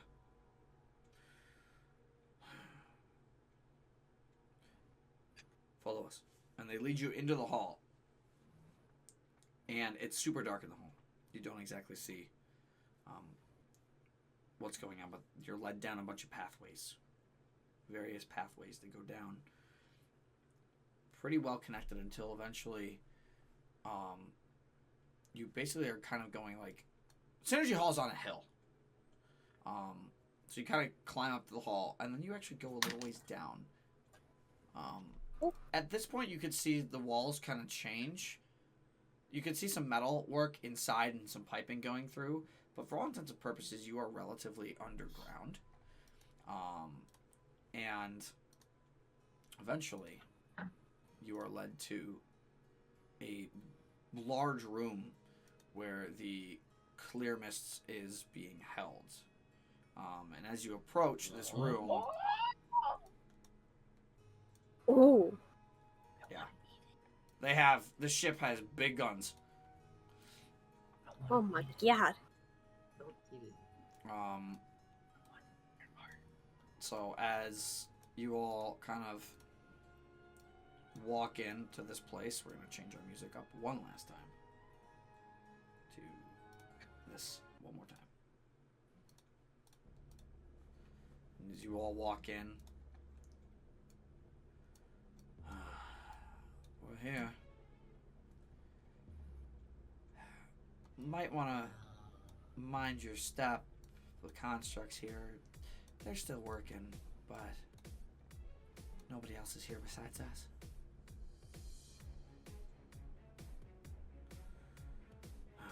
Right. Okay. Stark, he told me about your plan, so I'm all in it if we need to create a meltdown, but it's up to what you guys want to do, I think, in the long run. Yeah. If all else fails, though, and for some reason they get through here, the constructs hopefully here will be able to deal with the intruders. And if they can't, well, I hate to imagine what would happen here, but Chloe's gonna walk up. They're all gonna walk up together. Chloe kind of takes the lead. And you do see, as Calvin mentioned earlier, and Stark mentioned, that's the second one they've built. You can see a very active Orinar construct kind of guarding the ramp. Ooh. And it acknowledges you as you ascend, but it seems to recognize your passes, almost. Or it was commanded by either Stark or Calvin, you're not entirely sure which one possibly built the ship. Or not built the ship. Which one basically ordered it to just keep out watch. Command. Which one issued the command? Yeah, which one issued the command. Told you she was a pretty vessel. This isn't the one I'm gonna be taking though. Wow. Back. Whoa. Seen ships before, but wow. And now you can see why I'm concerned if this is the intended target. Yeah, no, that makes sense. Mm-hmm. This thing could level an entire city in a matter of minutes if it wanted to with this firepower. And the crazy part is it's not even done. The weapons still need final adjustments, but for all intents and purposes, the only thing left is really some generator tuning.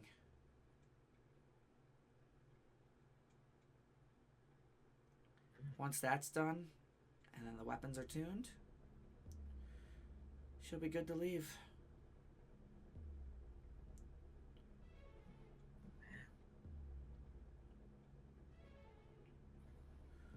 All the more reason that we have to come up with a good plan. Yeah. Of course, we'll leave that plan up to you. Whatever you want to do. I'll be working on the North District defenses tomorrow. Or later today. When you decide what you want to do, come talk to me. Chloe will leave. Chloe will be gone by the time you do. But she's already going to let the Stott know that she met the Starfarers, and hopefully that gets some word around. Right.